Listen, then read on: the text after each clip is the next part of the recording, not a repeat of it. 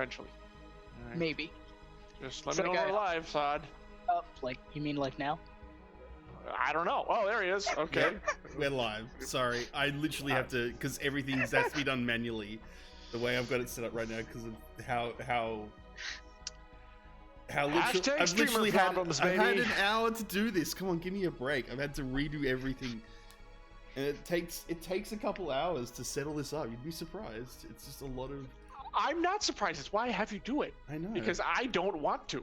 It's too complicated, and I'm way too lazy. No, seriously. I mean, Arv was going to walk me through this whole thing, and we did OBS, and I'm like, how many steps are to this? And then Sod graciously, and I do mean that very graciously, said, well, I can refer you like, yes. Oh, dear God, yes. So, yeah, with the oh, dear God in much there. easier. I think everything's good. Oh, yeah. I mean, audio's all right. Believe in it. Everyone can see everyone. Okay, yeah, we're up. Lasers and Feelings. Looks good. I'm telling you guys, like, okay, we're going to have a third party here, second obs. I want you to tell me, do you like this current overlay, right? Or do you like? Are you gonna swap out? Or do you like? All right, Hey, I'm serious. hey. This is dead serious. This is Art Arv's paid me for this one. Lasers and Feelings overlay, made it. paid Well, by you Shadow. can show 'em. Show 'em the other one. Made by Shadow. Yeah. Hold Okay, on, here we hold go. on. But very good, very good. But this overlay, I mean, like, come on, this overlay. Look at the artwork, the artistic expressions shown by this. It's quality. It's beautiful. It's beautiful. I know, right? Arv just doesn't have it. You know, he just can't handle all right. the. You better take that down before Arv sees it and wonders what the hell's going on. The thing that I like is the fact that he managed to get the screens like perfectly aligned so that it still held our faces. That was impressive. That's true. So why do we have question marks in front of? Oh, we haven't put in. Don't know our names. Yes, that's true. That's true. All right, folks. With that said, now that you've got that, thank you. All right. No, you're good. I'm not going to worry about that. All right. I am not. By the way, I'm not the captain. I'm the GM here. So if anything, I'm going to run. I might play the ship's computer. I'm thinking is what I'm going to do. But okay. You guys get to decide amongst yourselves. So now I'm going to rename you ship's computer. Yes. And also, you guys start thinking of a name for your ship. However, welcome everyone to what was going to be Emberwind. However, due to unavoidable scheduling conflicts, we are down a couple players. So we are doing Lasers and Feelings tonight. So it's Emberlasers and Feelingwinds, I believe we're calling it. Yes, exactly. So welcome everyone. We hope to be back on track with more Emberwind in time. Certainly one more session this month if we can figure it out, and we will keep you posted as to when that's happening. I am John Helfers, or Radio Johnny Panda. With me is half the intrepid Emberwind crew, Brahms Balrathian and Sod, and introducing our special guest, Shadowed Mage. Shadowed, very much thank you again for pinch hitting tonight. Really great to have you here. You're welcome. Okay. So, Lasers and Feelings is a one-page, very quick pickup game in case half your party has other things to do, like ours did tonight. And again, it's all fine. Jen and Marie, we hope you guys are all well and everything's going fine for you. We understand that, sometimes life happens. That's all there is to it. So with that in mind, let's get started. And the first thing that y'all need to do is create characters. This is a kind of a Star Trekian, very fast-playing, easy-rolling game where it's meant for kind of a lot of improv. Basically, we get people make their characters in like 2 minutes, and then we roll a scenario up, and we're off and running. So think of like a 2-hour episode of Star Trek, basically. And that's what we're going to do. So, players have to create your characters. I think, let's see. Well, we must as well introduce the players first, because although, like, OBS and those people who are following this probably know everyone, but just in case. Sod, why don't you go first? Tell people who you are, the orange where you question play. marks for the overlay people. Yes. Twitch.tv, Sod_. I do streaming occasionally. I also do lots of D&D on here with this guy at the very end, the other end, and I also do Hearts of William here, which is on next week. And I think I've got a rough idea of my character, and I'm loving it. I'm gonna stick to it. I'm not gonna spoil it yet, so wait and see. Okay, yeah. Keep that until we actually start. You guys actually start making these guys, and we'll start putting down the notes. All right. And if you see Brahms, yeah, Brahms, you're up next. So I'm Brahms, and I generally do, right now, I do a lot of things on this channel, meaning the one stream that I do every other week, which is this one.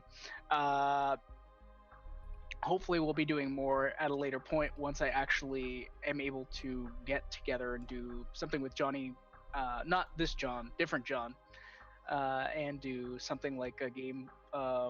And so I was familiar with this one is Lex Arcana, which I'm still hoping to get off the ground. That's the dream right now. We'll see if that happens.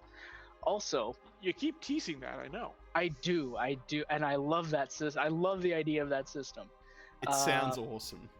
It does. Because no one's actually done a system in that yet. Vein So before? in that world yet, like that concept, it's surprising. You never think about it, but no one's done it. So Lex Arcana just sounds awesome.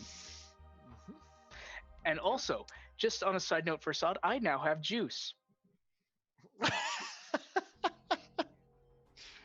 All right, and thirdly, our special guest, Shadowed Mage. Shadowed again, welcome aboard. Just tell folks a little bit about yourself.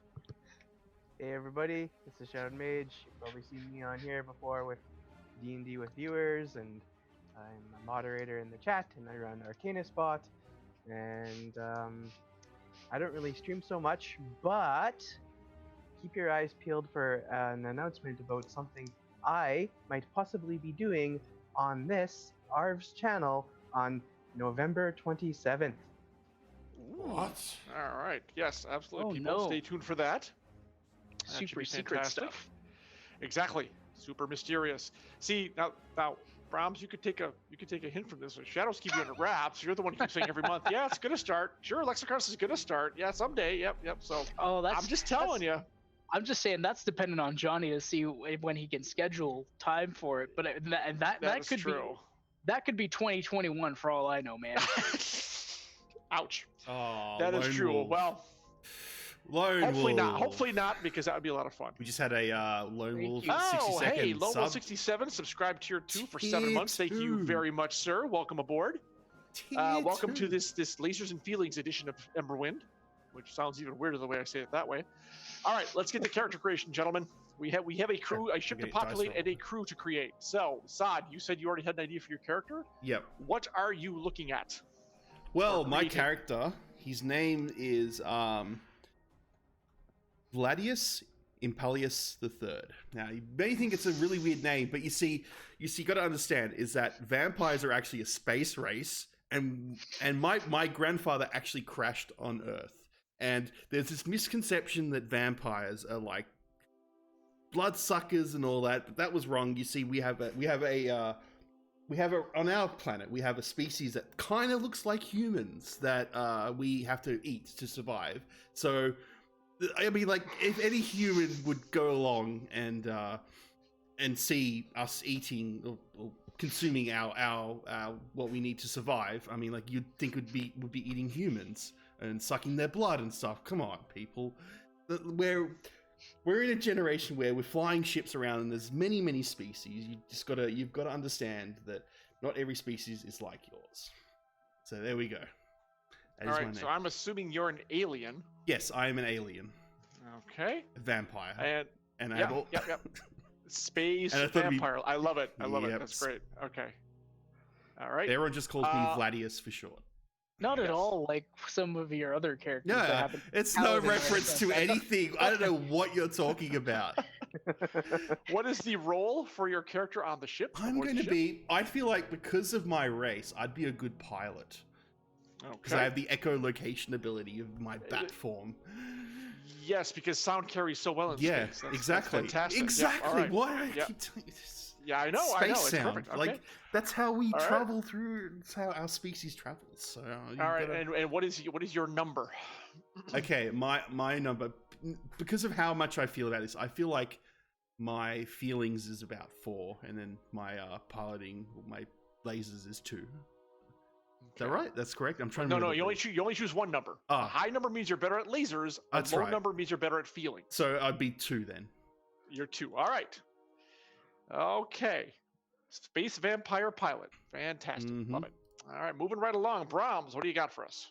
As pilot was already taken because that was my initial go-to. So what my character is his name is Riggs Lightdark, and he failed at a pilot academy. And Alright. So what he's going to be the ship's engineer. Okay. Wait. Hold Wait, on. how hold do on. you spell it? How do you spell it?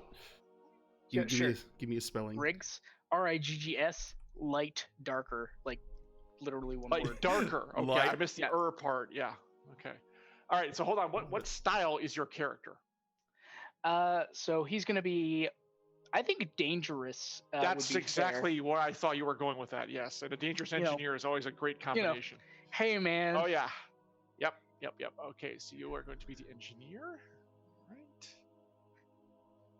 Okay. Let's see. And then what is your number, sir? So I'm thinking he's not. I don't think he's particularly good at technology, considering he's a dangerous engineer.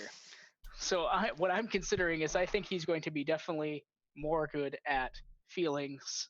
So I'm going to put Okay. him at a 2 as well. All right. So you went to the Rigelian Night School, basically like mail order. Here's your diploma, kind of thing. Gotcha. Essentially. All right. Yeah. I mean, he couldn't make it as a pilot, so he had to do something and had to be quick. So to please his parents. I didn't know that was a thing. Okay. All right. Daddy, why don't you love me, kind of thing. All right. Yeah, essentially. Gotcha. Okay. Is his father a great engineer or a great pilot, and he's trying to live up to that? Well, legacy? no. I think the idea what happened is he wanted to go off on his own and do piloting, but his dad was a really good engineer, so he's like, okay, maybe I've got it in me to be a really good engineer, and really he doesn't. Okay. Well, that's going to be put to the test, and I mean probably in a bad way, as the show progresses. So again, dangerous engineer seems perfectly fine. Absolutely. All right, Shadow, you're up next. What do you got for us? All right, I was looking at being a savvy scientist Okay. with a number of 4. Thank God someone has some scientific ability. All right. And okay. Whose name is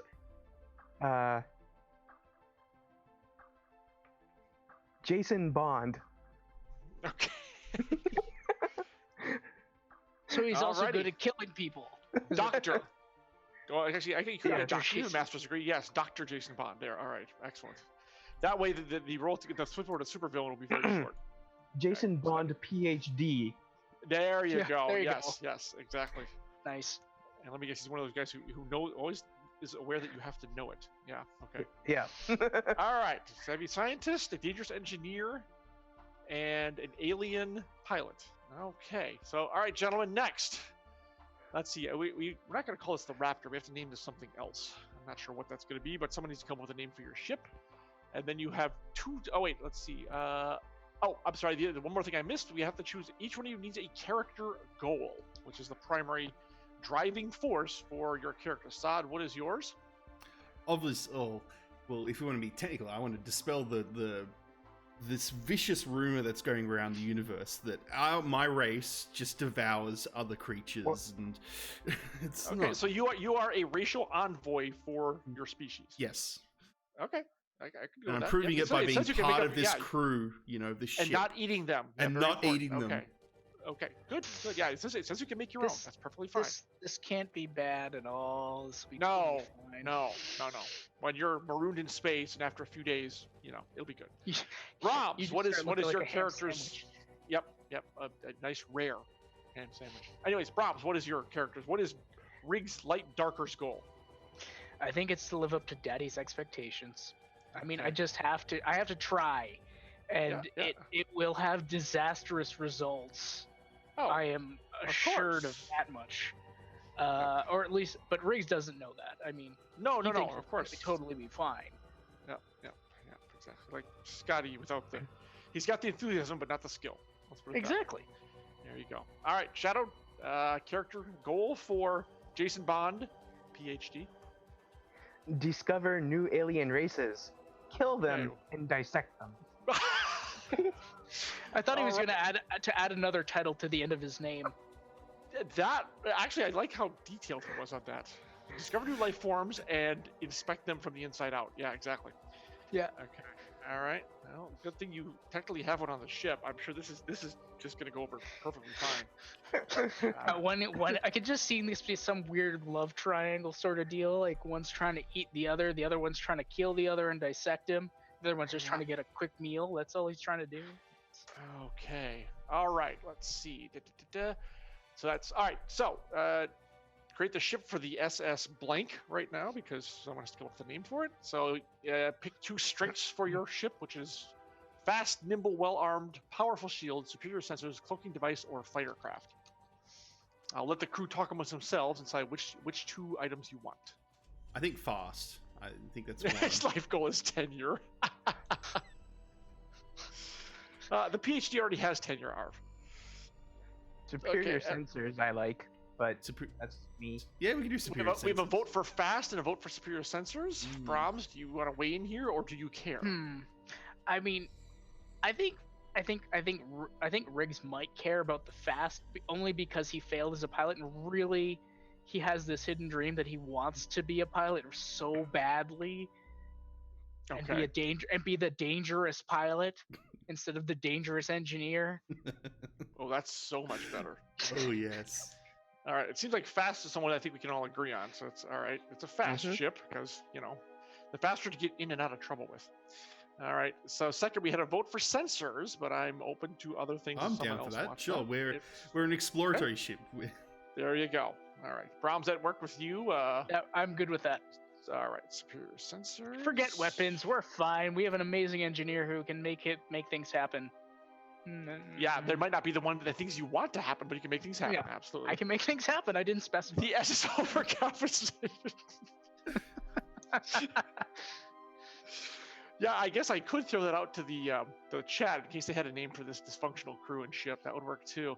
All right, also pick 1 problem. It's fuel hog, always needs energy crystals. Only 1 medical pod, and Captain Darcy is in it. Oh, see, that's where the captain could be. Horrible circuit breakers. Oh yeah, there you go. In battle, consoles tend to explode on the bridge. Always a classic. Or grim reputation. Captain Darcy did some bad stuff in the past. Or if someone has another idea they want to throw out, I would be willing to think of something completely new.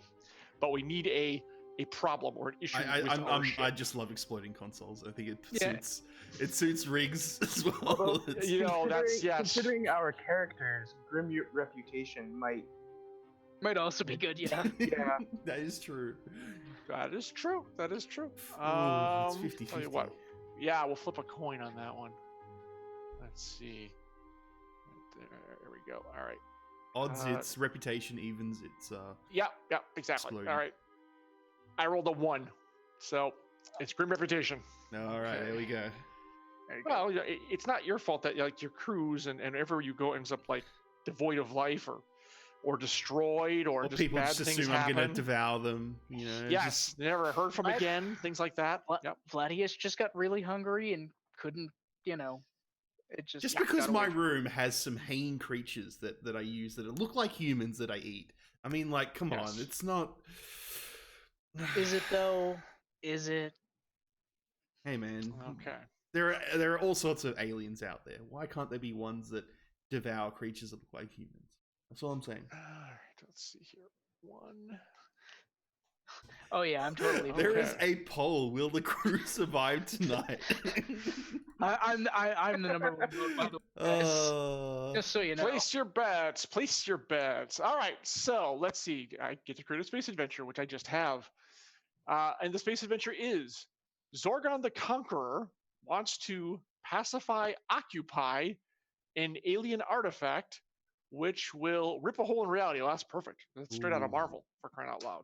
All right. So I'm actually gonna use Arv's name. The SS Overcompensation is the name of the ship. Done. All right. Easy. We are good. Yeah. Overcompensation. So Vladius, Riggs, and Jason are on the bridge after, we're going to say, successfully completing your last mission, the details of which are scant, when new orders come in that, again, Zargon the Conqueror is looking for, let's see, an alien artifact that he says will, if he gets to it first, and you guys have, by the way, don't know where it is either, if he gets to it first, then all of the universe will be kaput. So the Overcompensation and its crew have been assigned to find the artifact before Zargon does and stop him from gaining control of it.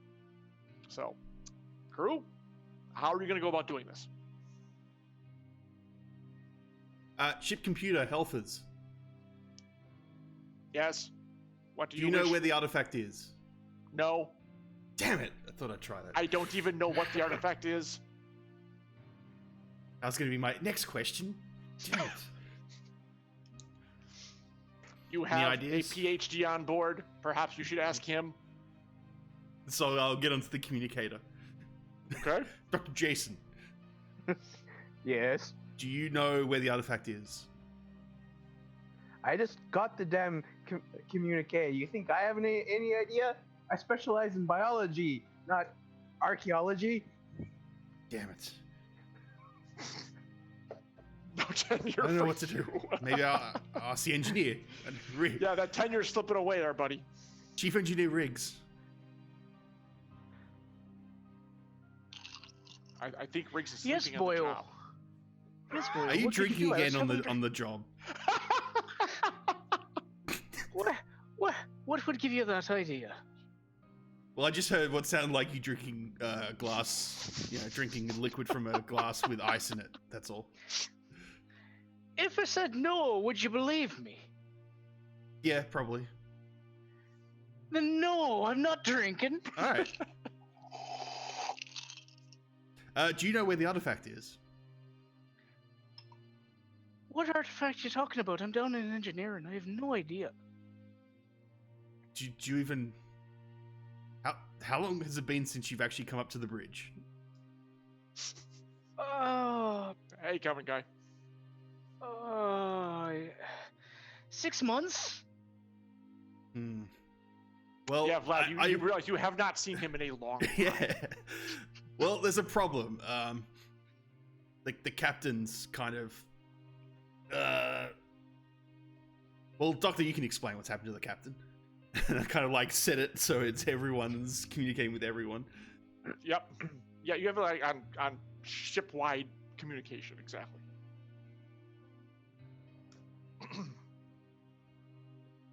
Doctor, what's happened to the captain? What's the prognosis? He Yeah, that was technically does fall under biology, that's true. Yes. He was overcome by some kind of psychic malevolence, and he needs to sleep it off in the medical pod for at least about a week. Oh, Oh, is that like sleeping it off in a drunk tank? Is that what that's like? wait a second. Isn't that the dissection tank that you put him in? It's the medical pod. So just so we're clear now, you didn't put him in a dissection tank. You put him in a medical pod, and he wasn't drunk when you put him in this thing. No, but he was stark raving mad. Well, yeah, he spoke about this artifact. We have to find it because Zarkon the Conqueror, if he gets this, it's The the end for all. communication about the artifact came in after he was put in the medical pod. That is true. Your captain has no knowledge of this mission. Yeah. Well, so we need to find this artifact. We don't have the captain. So who's going to lead us now? It's just us three. It does Vladius, seem to be you that are way, the yes. ranking officer. I'm just a pilot. I mean, like, I could You try are the and lead. ranking officer. All right. Well, if you're happy with that, I mean, like, if I'm the ranking officer, then I need someone to pilot.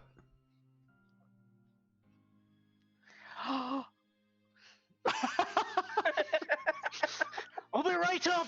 I'll be right up.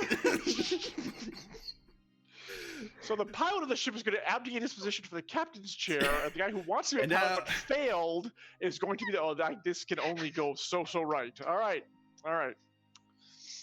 Well, So Vladius, well, once Riggs stumbles his way into the bridge, you step away from the pilot's console, right? yeah, and I'm like, Riggs, that's a drink. What? You lied to me. Well, his glass is empty. You know. I don't know what's possibly you're talking about. I'm totally sober. Then what are you doing with a Don't- glass with ice in it? It's to wake me up after 6 months of sleeping.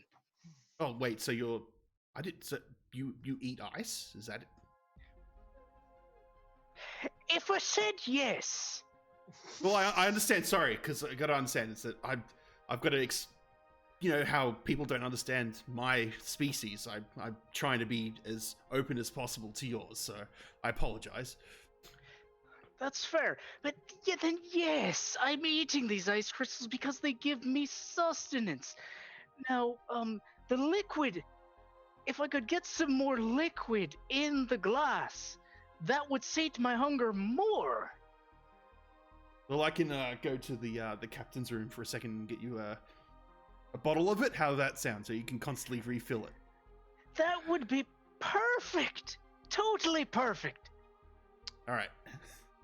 Yeah, I think this makes perfect sense to you, Vladius, given your, Yeah. shall we say, liquid diet. Yeah, exactly. I mean, like, Yeah. I don't know if his race. I mean, like, my race just has what looks like sucking the blood out of people. But if he has strange liquids, who am I to judge? In convenient bottle form. Yeah, Exactly. I mean, like, I wish So- we could do that. Our species could do that, but we have to have it off living creatures. It's just Right. how it works. Fresh. Yep. Mm. Okay. So you do go into the captain's quarters, which, much like the Enterprise, is right off the bridge for some odd reason. I guess you can call it his ready room, more or less. And yes, Yeah. there is a wide selection. Apparently, Darcy likes the sauce when he's off duty. So yeah, you could, various colored clear liquids, brown liquids, multicolored liquids. Blue, So red, pink, yeah, purple. there's a lot of them. you know. Like I'm like Riggs. Yeah. Riggs, there's one. I'm trying to read these. There's one called bourbon. There's a whiskey. There's a rum. Which one of these? Whiskey's the one you want. Okay. This one's actually quite big. All right. Yeah, you've never seen the gallon jug before. This is the biggest one out of all the rest around here. Yep.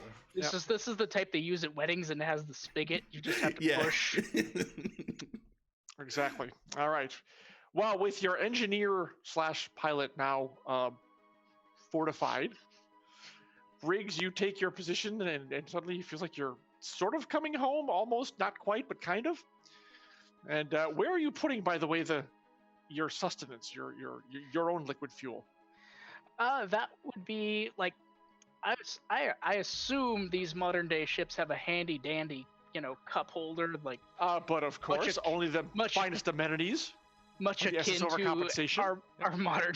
Yeah, exactly. I mean, hey, they got. I'm not sure it was overcompensate designed on to something. fit like a 4-ounce mega gulp. I'm not sure it's meant to fit a gallon jug. I'm just telling you. So Matt, some creative engineering may have to be It automatically adjusts itself to the yeah, size exactly. of what object is in there. well, actually, you do need to jury rig a system so you can be fortified while you travel. So I'm going to have you make a lasers roll on this one, please. And you are not prepared, and you are not really an expert. So you're only rolling 1d6. So how do we determine if it's below or how do you pass? I missed that bit. If in it's- the, So it's if you're the number using or higher, I lasers, think. you want to roll under the numbers. You Under. need to roll under a 2. okay, gotcha. Yeah, good luck.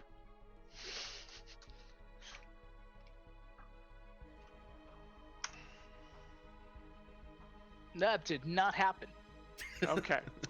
So yeah, you just try to cram it into the standard cup holder, and it doesn't really fit. So you're kind of a little hose there.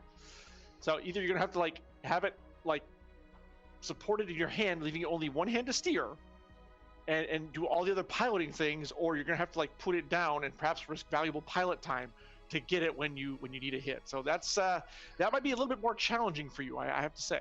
So I think he's dangerous, so I very much think what he would do in this situation is he would still pilot with one hand because he has to be that guy. I'm sure he will. Exactly. All right. So by laser.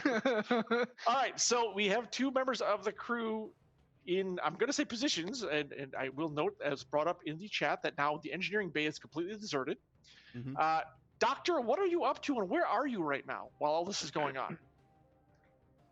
I'm in the medical/research part of the ship, Okay. and which is also kind of like my main section of the ship. I thought you were going to say your Dr. Moreau Chamber of Horrors, but do go on. Well, yes, there are all manners of strung up, dried out, desiccated corpses of things that I'm been conducting my research on. You're totally like Lance Henriksen from Aliens, aren't you? Just dissecting all this stuff. Yeah, exactly. All right. And what are you in the middle of while they're recalibrating the crew, and I mean that literally. I'm actually running tests on Captain Darcy. Oh, okay, good. So he's dissecting you. Well, I was going to ask how invasive those tests are. I am a little Just curious. like medical scans. Okay, well, depending on your definition of medical scans, it can still be pretty invasive. I'm just saying. All right, but you're actively trying to help him. Is that what I understand? Yes. Okay. All right. Give me a roll to see how well you're able to do that. Okay. I rolled a 4.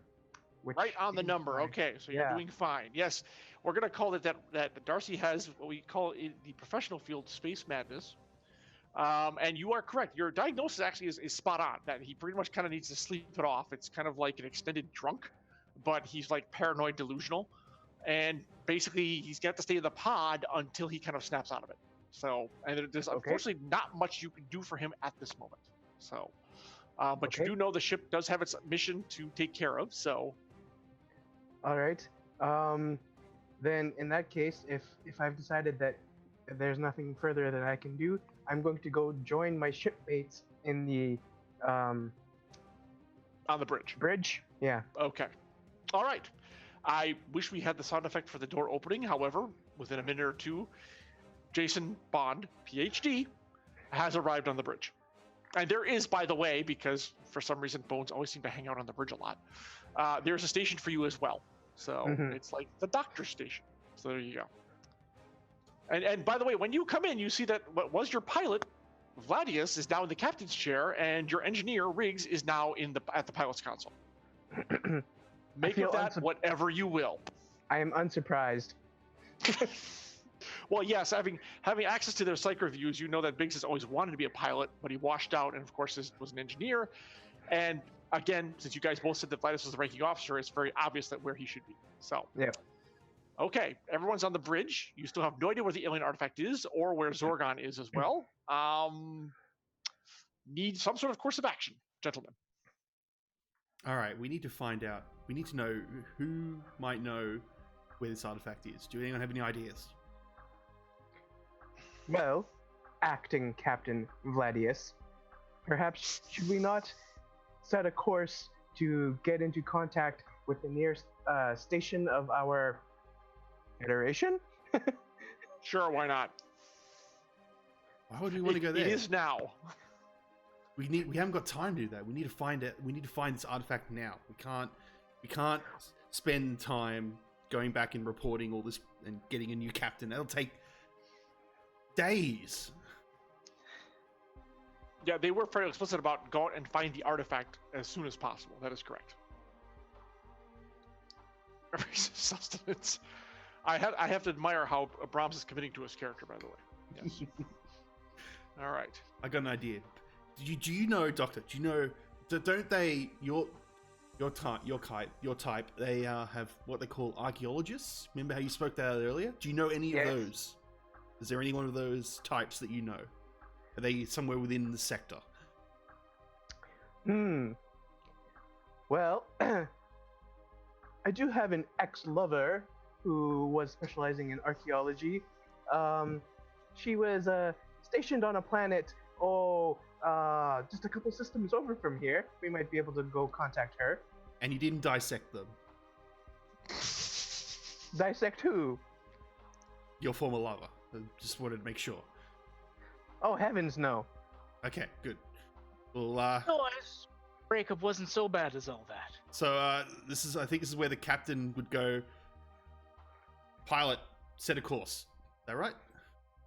That's what I remember. At least it was what you used to tell me. But I mean, Exactly. Riggs, if you, that's Riggs, remember hearing from the captain Riggs, before his unfortunate accident. I don't know how your species works. So, is that how I would communicate?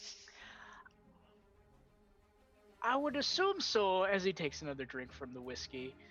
I would assume that would be the correct course of action, Captain. Now, granted, I was asleep 6 months ago. You know, due to hibernation of my species.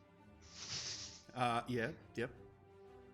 Understandable. Our species also hibernates, so I can fully understand this, where you're coming from.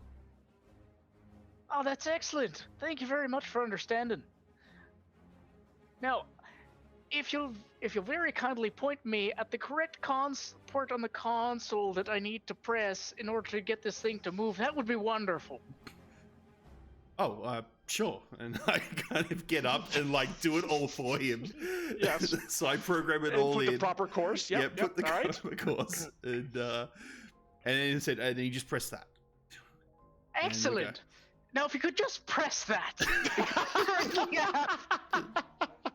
Because I currently have both hands occupied with one on my bottle, one on the wheel. That would be wonderful. If you could just press the button. Okay, yeah, sure. And press it. So Yes, press the button, and yes, the SS overcompensation enters warp, or whatever you want to call it, light speed, etc., and wings its way through the galaxy to the nadir system, which is where the good doctor's ex-lover is. Okay. So, all right. At least last he left her, she was there, but for the sake of plot contrivance, we're going to say she's still there. All right.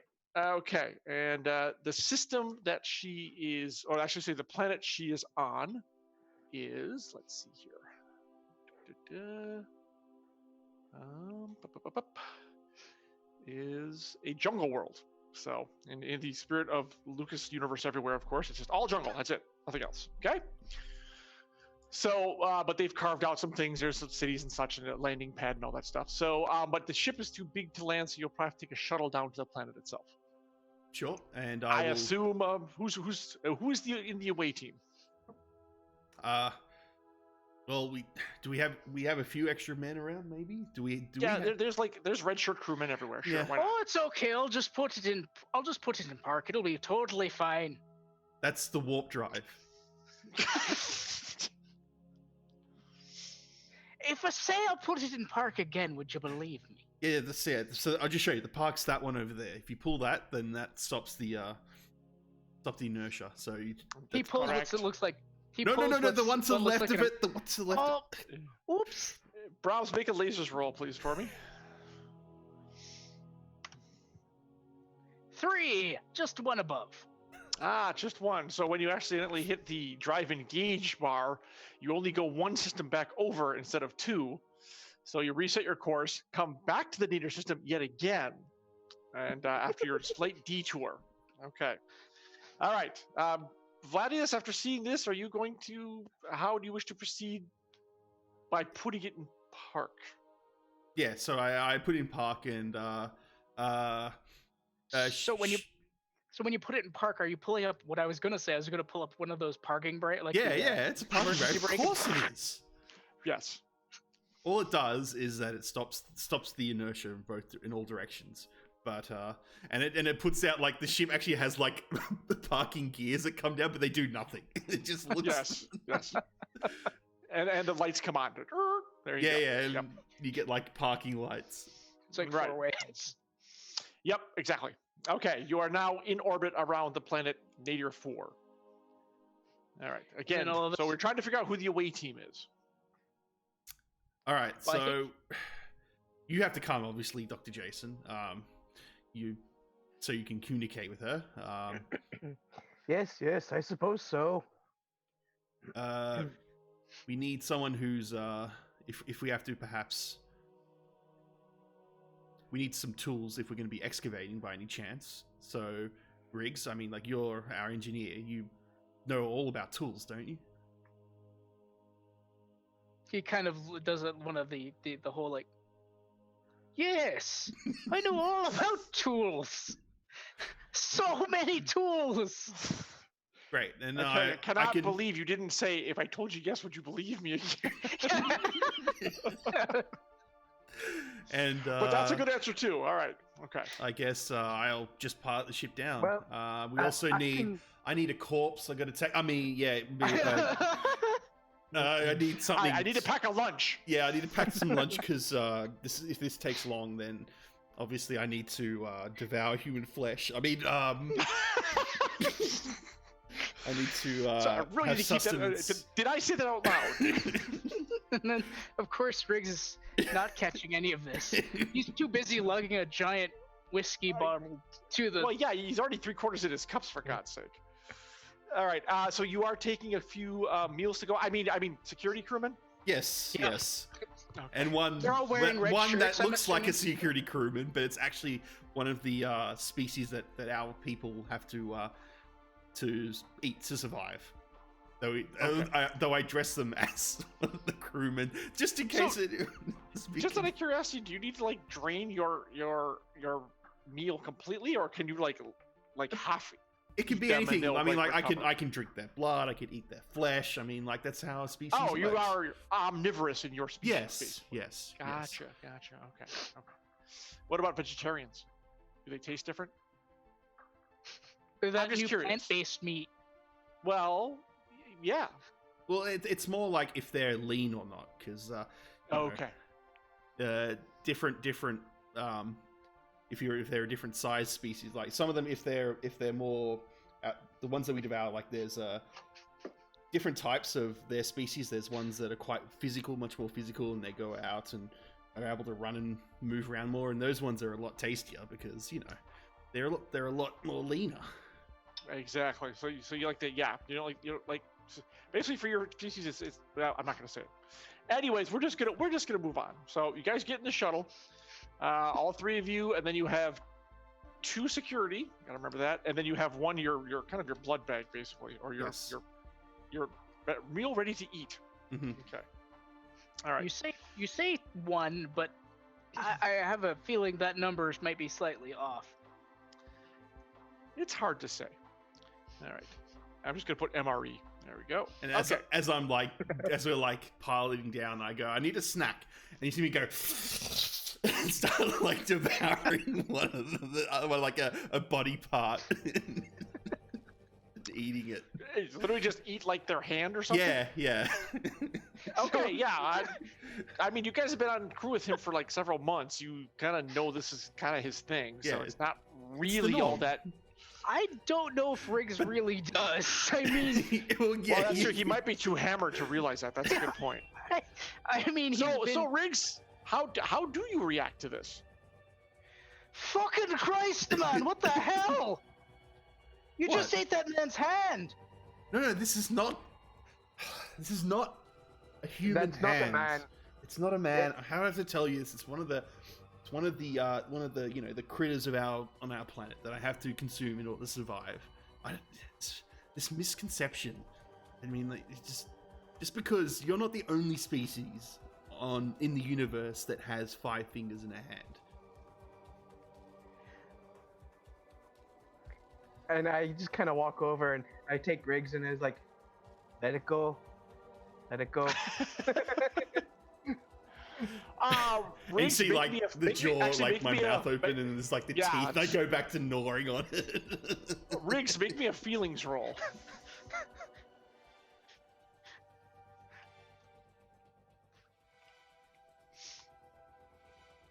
I rolled a 2. Wow. Well, that's still Yeah. better because that is your feelings number, so you did make the roll, thankfully. And from what you're saying in your somewhat inebriated state, it does kind of make sense. He's just taking his meal on the hoof, kind of. Certainly you've enjoyed a steak or whatever, even from the replicator or what have you. So you get the impression it's not your way, but it's his way. So it's probably in your best interest to let it go. And indeed, the creature doesn't look all that put out by it, which is odd to you. But So now I'm curious.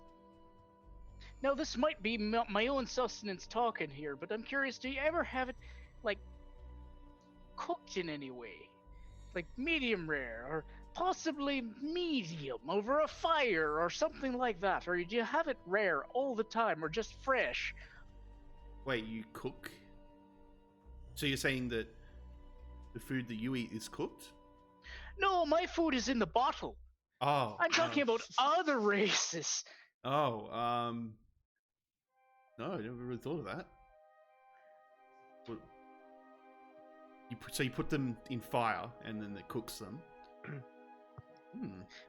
Maybe I want to Acting give it Captain a try. Gladius, I've studied your species, and your race can only tolerate raw flesh and the fluids contained in a body therein in their unaltered states. Ah. So Riggs, it is correct that no, he would never consume it cooked or boiled or what have you. Yeah, well, thanks for correcting it. I'm not a scientist, so thanks for something you never know about your own species. Yeah?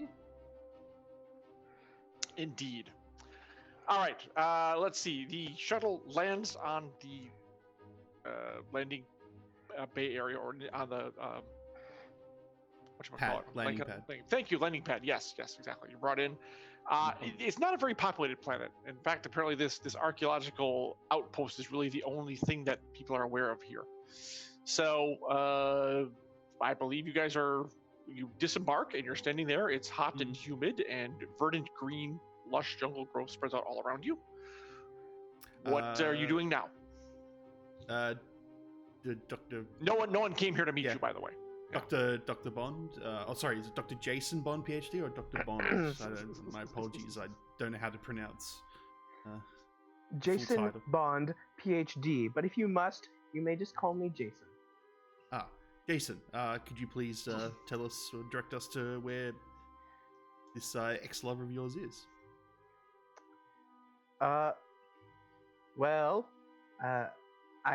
One would suppose that if she's not out on an archaeological dig at the moment, that she would be in the outpost, which is, just down the way from here.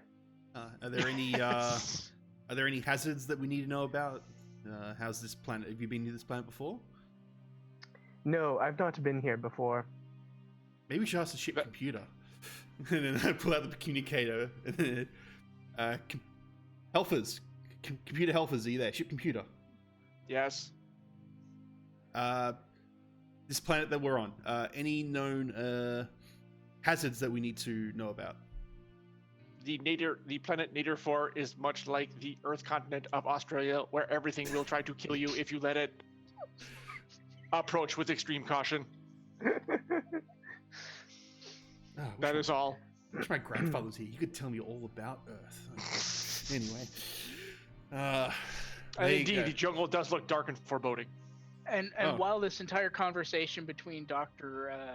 Jason Bourne, PhD, and Vladius is going on, you're seeing Riggs like kneel down to the giant bottle of whiskey and then unhook a flask that he has tied to the like base of his ankle, and he starts filling the flask full of whiskey because he doesn't really feel like lugging an entire giant bottle across so many miles, dealing with a planet that could possibly kill you at any given moment. All right, so you filled your travel flask, I guess we'll call that. It's like your travel mug, the 2-quart model. Yeah, yep, exactly. I was kind of expecting one of those, those coffee mugs that you use for traveling, but it's like a little bit. It's like a double the size one. And it's just filled with alcohol. Hey, I'm surprised it doesn't have a camelback, so just use that way. There you go. By the way, folks, just to let you know, just to remind you, each of you has a uniform with a built-in vac suit for spacewalks. Not very useful. Super sweet space phone camera communicator scanner thing with universal translator, and a variable beam phase pistol set to stun usually, but it doesn't always have to be. Just keep that in mind. So that made me think. Rock God. Sorry, John. That made me think of an interesting, instead of having the flask, an interesting variant. Think of a still suit. Yes, like the Dune folks had. Yes. Except it's now, instead of reclaiming water, it's now purifying all of the. He's engineered it. So instead, what it now does is take his blood alcohol level, and then, reverses it, and then just purifies it into not pure alcohol, mind you, but high enough proof that he can still get drunk off it. Exactly. Keeps the buzz. Recycling is your friend. Yeah, exactly. Mm-hmm. All right. Yes, that is exactly how your suit has been jury-rigged to work. All right. Hopefully it won't fail at a critical moment when you need it most. So, anyways. So as I remember, because we are... how the captain used to do this is he would have one of you red shirts up the front and then one of you at the back. And then everyone else would be in the middle. So, and I asked, I'd say, well, yeah, they're red shirts. They don't really have a choice. So yes, they set out And So you have your marching order, Mhm. and you leave the landing pad. So who among the crew, what order are you in? So I'd say red shirt, and then Dr. Jason Bond, PhD, and then myself, Riggs. and then real Riggs, and then the other red shirt. Okay. So the pilot, so Vladimir is right in the middle. I see, surrounded by targets. I mean crew members. I mean fellow crew persons. Yes, of course. All right. You leave the landing pad and head down. I'll get in the elevator. You go down. There's a little space music to tide you over while you go down to the forest floor. And when you're outside, it's now there's paths running through the forest. They're not great paths, but they are paths. But you're still not sure which way to go. I take out the scanner thing and I start like scanning around, trying to detect organisms and like residual heat signatures and stuff, trying to figure out a direction to go. Okay. Make me a roll, please. You're using lasers, so of course you want to roll a 4 or under. I got a 3. Excellent. Okay. Yes. Well, first of all, as the computer stated, the forest is absolutely teeming with life forms of various shapes, sizes, things you've never even seen before. It would take probably the rest of your life to catalog them all. However, you do find what looks to be an artificial heat source that's about maybe a couple hundred yards off in the distance to the northwest. So, and as luck would have it, there's actually a path meandering basically that way. All right. Then I turn to my companions and say, well, it looks like there appears to be an artificial heat signature of some kind coming off from that direction. It looks like this path leads that way. One would assume that we should go this way, unless any of you have any other ideas. That's perfect. I'm happy to We're totally okay with going that way. At least I am. Unless there's some kind of shorter route that you're able to sense or detect using the scanner, but we're happy to go. That seems to be the most direct one, yeah. All right, you there in the red shirt, lead the way. Yes, Doctor. And you start heading off. So despite, like I said, the multitudes of life forms in the jungle, they appear to not be all that interested in you, at least this close to the landing pad. Perhaps it's they're used to the presence of humans, you're not quite sure. Are there anything that resembles snakes? Not yet. Okay. Yeah. All right. And without further ado, you actually reach what looks like the encampment for the archaeological dig site. There's several tents around a main, kind of looks like a Quonset, kind of, space Quonset hut kind of thing, structure they put up. And there's activity here, various people running around doing this, that, and the other various archaeological things. I'll leave you to your imagination to fill that in. They don't take a lot of notice from you or of you, despite being, actually it's consortium, not the Federation. Despite you guys being in your consortium uniforms, but they don't really seem to care. So, what happens next? Dr. Jason, is any of these people here your All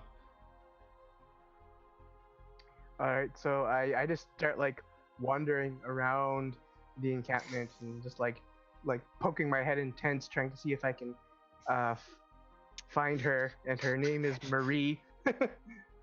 Okay. The most scientific way of doing things. Yes. By the way, is Marie human? Yes. Okay. All right. After a few times, you actually get directions from someone. They point you to a tent on the far side of the encampment and say that's her tent. She should be there now, as a matter of fact. Okay. I head over that way, and then, but then like as I approach the tent, I just kind of like suddenly stop, and I'm like, I don't know that I can do it. Gladius, you're up. You sure? I can. And like my face has just gone like pale, and I just like turn around and I go hide behind the red shirts. All right, so this is the tent. All right, I'll head in. And, Okay. this is And, gonna be hilarious because I look like a vampire, and it's like this sleek, In a long suit, yeah. person with like scary face. It'd be like human. All right.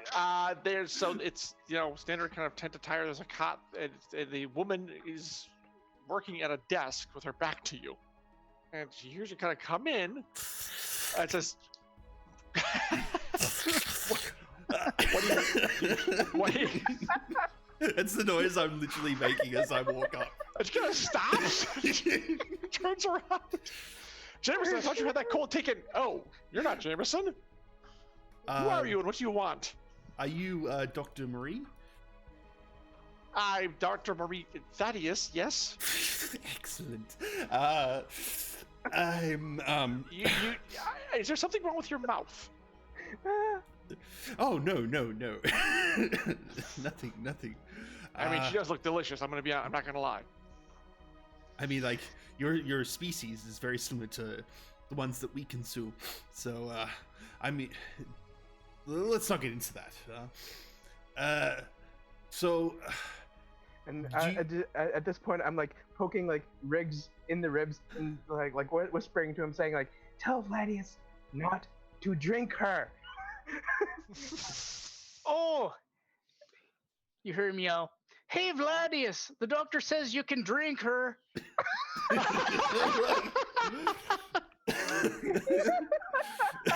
She peers around you and says, "You're with others. Okay, and you're from the consortium. What is this all about? And who are you?" If you would mind, you would follow me outside. Everything. Yes, let's. And I kind of like the way that she goes around me. I kind of like stalk her neck, but not like a creepy way. She takes a step and she stops, and she turns around. You act like totally nonchalant, and then when she goes back again, you're like right there on her again. Yeah, exactly. Okay. I'm just picturing him like smelling her neck again. Oh. Yeah. Yeah, you hear like a. Exactly.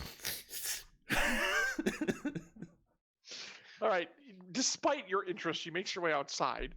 Where, let's see, I actually make a roll for her, but she's already alert to. Now, you didn't. Now, Dr. Bond didn't speak loud enough for her to hear. You were kind of whispering that to Riggs, right? Yes. Okay. But you're hiding behind the red coat still? The red shirts? Well, like I'm hanging back. I'm not sure. Like I'm not trying to be like absolutely cowering behind. Well, that's what it sounded like before. I'm just double checking. So, all right. Well, if you're visible, then she scans the group, but then her eyes light on you, of course, Dr. Bond. Yeah. I was like, Jason, it's been a long time. Hello, Marie. Yes, it certainly has. How have you been? She walks up to you and, without warning, just backhands you across the face. How do you think I've been after you deserted me, you bastard?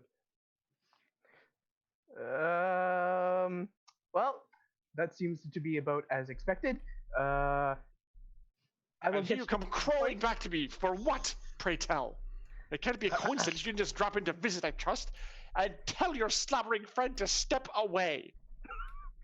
Vladius, back up, will you, please? So, you see, Marie, there was this communication that was sent out across the consortium that Zargon, was it? Vladius? Yes, right? Zorgon the Conqueror. That's yes, correct. Zargon the Conqueror. Zorgon the Conqueror is trying to find some kind of special artifact, and everyone's been dispatched to try and find it before he does. And, well, artifact, archaeology, you were nearby, relatively speaking, in the galactical sense, so we decided to come here. I see. And you thought I'd be able to help you. Well, yes, I believe Zargon logical? is somewhere in the system, in the systems around here, looking for it. Well, I certainly have an artifact I think you need to see, Jason. So come with me. All right, so I follow. Well, if that's not a loaded line, if I've ever heard one. And she's actually walking back into the tent.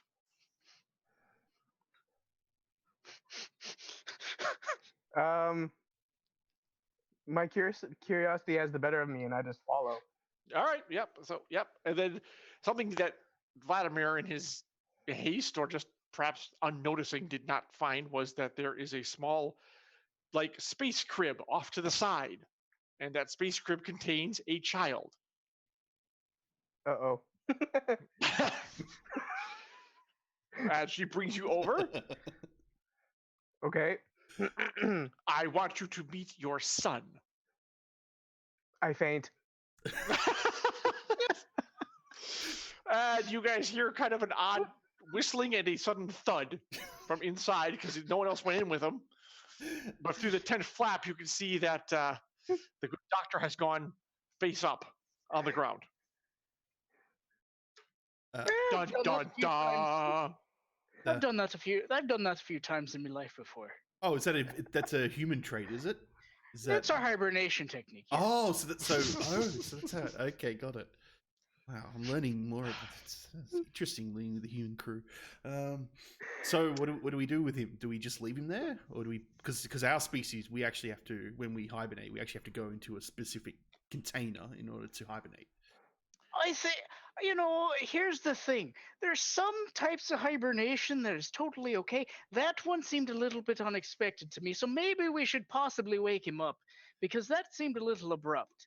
Usually we don't do that unless we've had a fair amount of my own sustenance that I'm currently imbibing right now.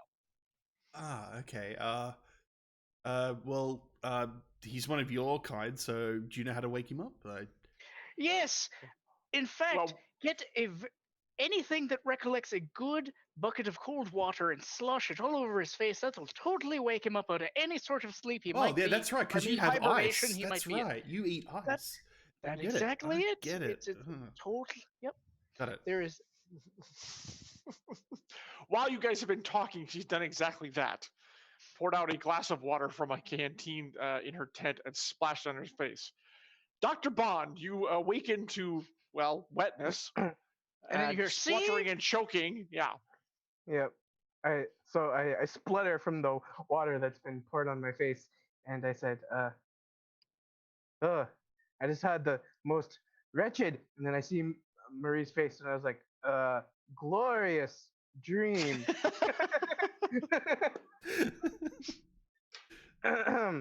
And then I kind of pull myself up and dust off my uniform. And I glance over and I see the child in the crib, and I'm like, so.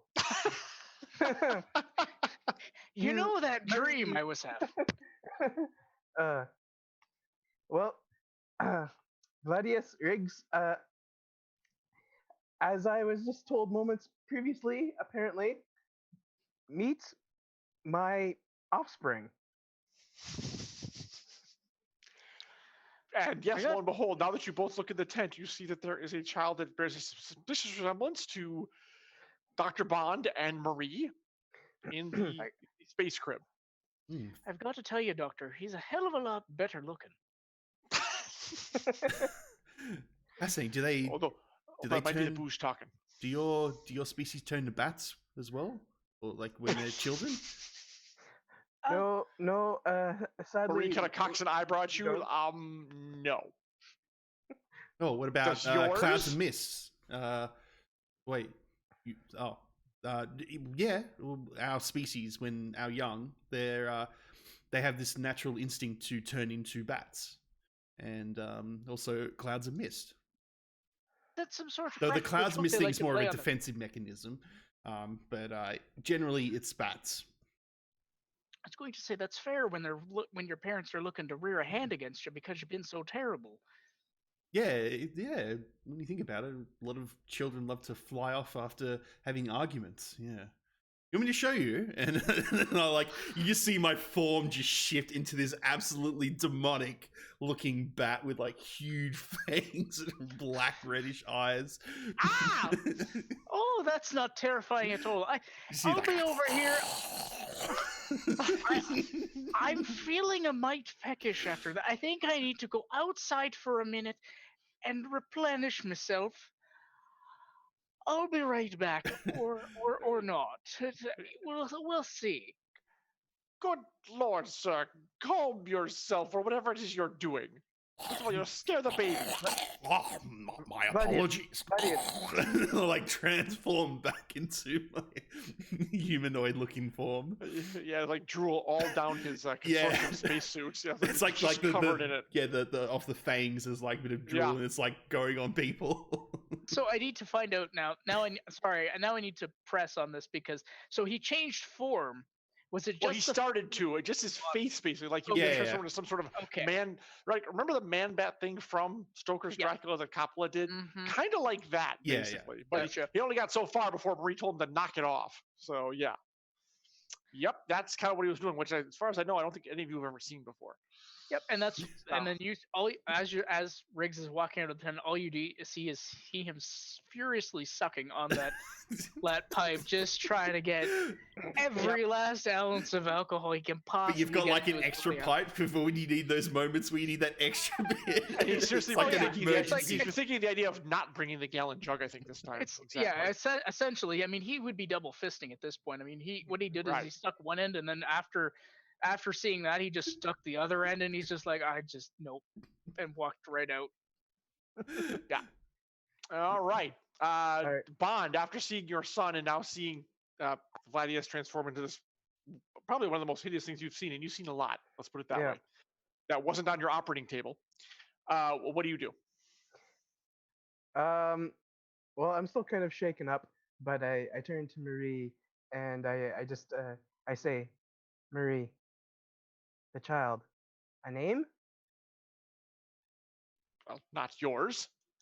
I named after my grandfather, Ebenezer. I see. Well, I know not how to process this information at this time. All I know is that we really must find this artifact that Zorgon the Conqueror is searching for before he does. So I plead with you, if you have any idea as to how we might be able to complete our mission, I beg of you to please help us now. Well, I'll help you, but not because you asked me, but because the fate of the universe is at stake. I know of Zorgon the Conqueror. I know what he has planned if he gets a hold of this device. Fortunately, in the most contrived plot contrivance, we just happened to hit our major archaeological find on this planet, not far from here. It is very likely that that is the artifact he seeks. Well, can you take us to it? Of course I can. All right. All right. Let's see. Gather your whatever you need, and we'll be off within the hour. Excellent. As acting captain, we shall do that. Okay. Kind of glares at you, but not really. So yes, be ready in 30 minutes. If we need to beat Zorgon to it, then time is of the essence. So what preparations are you making before heading into the deepest jungle? So the first thing is go out and check on Riggs and tell him that. It's just as soon as he walk up to Riggs, he's just like, just absolutely going at like it. tipping the last drops into his mouth. Exactly. And I like pat him on the. I go up really close to his neck and go, Engineer Riggs.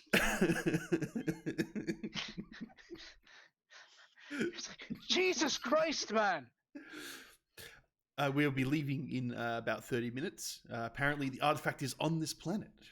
Oh, wonderful. That's just enough time for me to get back to the spaceship to get a refill. Christ, I'm going to need it. Oh, that's great, because then that lets me to get some extra supplies. So, some extra body parts to devour, So, we're going alone together? Is that what I'm understanding? Well, we should probably. I'm sure you've got various tools that you need for this type of mission. If we're going to do an archaeological mission, so If I said yes, yeah, would you believe me? Yeah, I believe you. Yeah. So far, you've been very trustworthy of an engineer. I've only known you for a short time. I have so many tools. Just not. All right, so perhaps we'll head back to the ship. Maybe we can take the shuttle over to the location. That would save a lot of time. Sure, that would be wonderful. Let's go and do that. All right, As he kind I'll of go. hobbles off. wait for everyone else and go back to Dr. Jason and Dr. Marie and set it up, and we'll take the shuttle there because it's quicker. Well, the only thing is there's no place to land in the That's jungle. fine. We can let it float, and we'll just climb down on something. I'm sure. That shuttle does not have any anti-gravity systems. It is designed solely from ship to transport to land on a planet. It does not have any kind of levitation ability. Perhaps We'll have to go overland, Marie says. All right. Is there any landing spot closer that we can land at that still requires us to traverse there, but at a shorter distance? Somewhere that can land. It's like it's a couple hours travel away. We've already have a path journeying there and back. The only problem is the jungle encroaches on any paths we make, so we'll have to kind of do a little bit of clearing. There is no empty space here. Pilot, captain, whatever you are. Damn. The jungle is everything. It is constantly living, constantly moving, constantly encroaching on any bare space to take it over. I'm gonna have to bring either extra food or I'm gonna have to consume something live nearby. So technically, as he says this to Marie, technically he's the captain. I'm the engineer pilot, and he's the doctor. Yeah, so we had an incident. I feel safer already. The captain's currently indisposed at the moment, so we're trying to sort this out and save the universe. I mean, look, just because I imbibe my food in bottles doesn't mean I'm totally incapable, just mostly. Anyway. Your candor is refreshing. And you're quite pretty, you're quite pretty yourself, lass. At this point, I slug Griggs across the face. Okay. I was just being polite. Yeah, What the hell? the doctor cracks you one. Well, actually, let's see. Give me a feelings roll for that one, Shadow, to see just exactly how hard you hit him. I'm I think it should Let's be see. opposed. Yeah, I'll do that. Let's see. The only problem is, so you've been listening to this for. Well, no, you're not prepared. You're not really That's expert. true. Yeah, let's do an opposed roll. I think it's a good idea. So, I need a d6 roll from each of you. I rolled a 5. 1. I rolled a 1. So Brahms succeeded and Shadowed failed. All right. Okay. Well, yes. So because the good doctor is not really much of a fighter and apparently not much of a lover either. He takes a swing at Briggs at Riggs, but even in his inebriated state, because Riggs, being a veteran of I'm sure more than one bar fight, is able to avoid the punch with relative ease, not trip over his feet. And yeah, the doctor just took a swing at you for what you can see was no reason whatsoever. I don't understand why you were so upset. I just said she was pretty. Yeah. Doctor, how do you respond? I grumble something about lingering feelings and then walk away as far as I can without leaving the encampment. All right. Any other preparations now that you've sown the seeds of distrust among your group? Any other preparations you need to make? Yes, what you see Riggs do, he does this off the side. He writes his space telephone number on a Space cell. Yeah, Yep, space yep. cell, and hands it to Marie off the side, just kind of unbeknownst to the doctor because he's walked off in a huff. So Vladius, you see her accept this with the expression akin as if Riggs had just given her a dead animal, pretty much. Yeah, well, I'm intrigued. Wow, this species is interesting.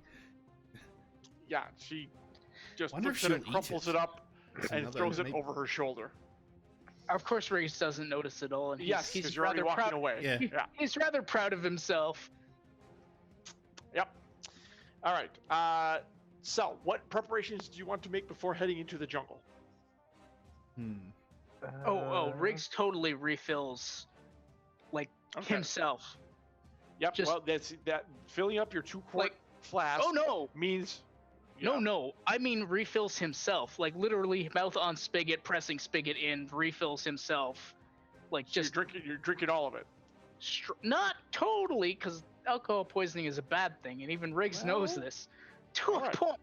Like, but no, Okay. he's drinking. Think about it this way: he's drinking enough so that he is so utterly inebriated that even his still suit will have enough to go on for days if needed. At this, I see. All right. Well, that's pretty wise. You of him. brought Okay. the extension tank. That's basically essentially, yeah.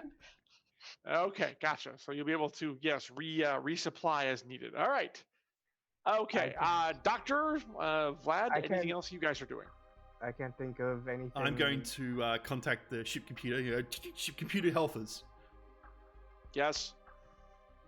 Because the artifact is possibly here, there's a good chance that Zargon may attempt to, and his ship may attempt to come and attack both the planet and people on this planet and try to get this artifact. So I need you to warn us using your sensors if they're within range, and prepare the emergency extraction in case we need to get onto the ship immediately. Okay. And then you hear Riggs pipe in as he's drinking. You're like, and also make sure that it's ready to go at warp speed in case we need to move out really, really fast. A ship has already been detected entering orbit around this planet. Is it? Can you identify the ship? It is one similar to a model used by Zorgon the Conqueror. Have they detected you? Unknown at this time.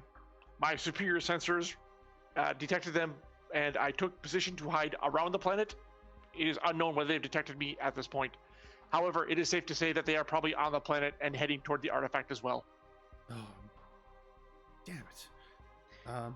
Well, stay where you are. Get ready. Prepare the emergency extraction if we need it. And Captain, you have the shuttle. That is your emergency extraction. no, I meant position. the other one. You know, the one that you send the giant hook down and you collect us all up, and then we get retracted. The one that has a back. 50-50 chance of destroying you by tearing your head off? Well, not me, because my species can survive in space. We don't have to breathe and all that. But for these two, maybe. But just in case. Can you survive without your head, pilot? If your head is removed from your body, that is what the hook does. Sometimes. Well, I've heard stories of some of my people surviving that. I mean, I can always change my form. That might help. I was unaware that bats could fly in space. But Well, perhaps we will find out.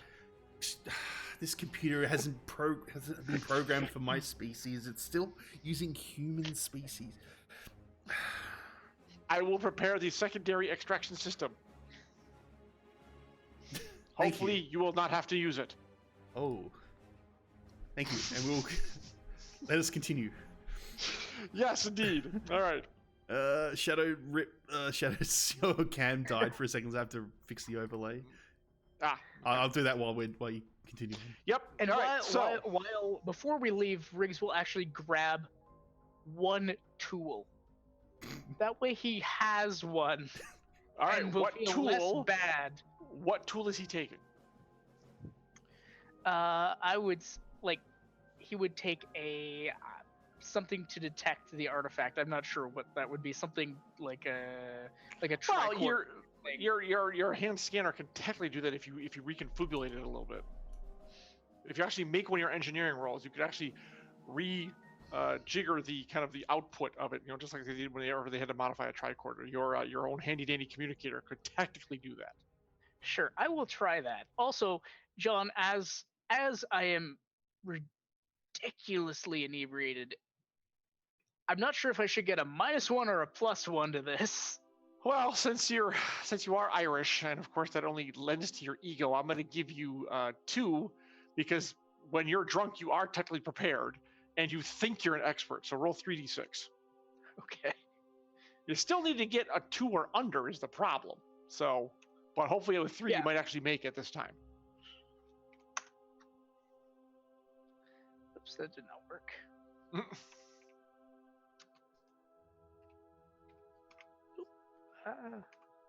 Not hitting F11 helps. So on the first die, I rolled a 2. Okay, what about the other two? Because you can actually get, if you roll another one, you'll actually do better. So I rolled a 5. Okay, and then the third one? I rolled a 6. Okay, so you barely, all right. You believe, after some confoobling, you believe you have now changed the wavelength scanner on your comm device to detect the artifact. You think. Meanwhile, it should just be able to detect sexy women because he just screwed it up totally. Well, or aliens or what have you. Or that. So, yeah, there you go. Yeah. All right, but you're in your state. You're reasonably positive, thinking that you've got it. You'll be able to get a lock on it once they take you to the site. All right. So, if everyone's ready, we're going to head off into the jungle, right? Mm-hmm. Is that correct? Obviously, Okay. yeah. And the red Yep. shirt in front, red shirt behind, of course, as how the captain used to do it. Yep. All right. So, what is the marching order for the rest of you? So I'd say it would be the red shirt, then probably Dr. Marie, Dr. Jason, myself, Riggs, Okay. and then red shirt. Wouldn't you want Riggs in the front with his spiffy new I find artifact possible thing? Well, we need that Maybe. once we get there. But, Yeah, Marie we need to actually get to knows the where to site. get to the location. This is getting Okay, to the then- site. Right. Marie, Jason, Vlad, and then Richard at the end. Mm-hmm. Okay. I'm missing someone. I honestly thought he said. I honestly thought you said Richard and not Red Oh, wait. Shirt. I'm like, who's Richard? So I'm sorry. Where was Riggs in all this? Riggs is the one I'm missing. After Right. me. After Vlad. Okay. All right. Stumbling along. I mean, Still fiddling with his of course. quarter. I mean, of course, Riggs is missing. I mean, he just stumbles off and doing whatever. It doesn't matter. The whole point of the rear red shirt is to keep you directed. Yeah, Yeah, basically. I'm under the impression that Vlad already gave him orders to make sure that Riggs is heading in the right direction, Yeah. etc., etc., etc. All right. Into the deepest, darkest Nadirian jungle you go. And this is pretty thick stuff. Vohies. Yes, even though they've carved out the path, which is very narrow, and looks like it's been carved recently, already shows signs of encroachment by the jungle, with plants already sprouting there, and it looks like nothing survives. No clear-cut trail survives very long here before the jungle reclaims it. That said, there's enough of a break to see, so you start tromping out basically. Is anyone doing anything while on the way, with their conversation or looking around or anything out of the ordinary, or just kind of pushing on, trying to get as much travel done as possible? I think we're just pushing on, unless anyone else has got anything. I'm just wanted to interested in the Open species. up just in case. Yeah. Exactly. Seeing if any- Jason, Biggs, no, just I'm Wanna get to the- thinking. yeah. Okay. Keeping an eye out for snakes. Seeing if there's any species that could possibly be devoured by my species to, in order to survive. How are you looking at that? I mean, you can look at them, but you're not sure if they are going to be ingestible. Yeah, You mean- I'm you just mean interested. It's like they look like something that's similar to something on my planet, but Oh, see, I Nah. thought he would mean he's looking at the 5 or 6 people that he's walking with. But you so as over yeah. and over. Yeah, so as I'm walking along, you see me like looking around, but then as I'm like scanning and I see a species, even though it's like directly in front of someone else, directly behind someone, so it looks like I'm looking at another person. You see me go. Yeah.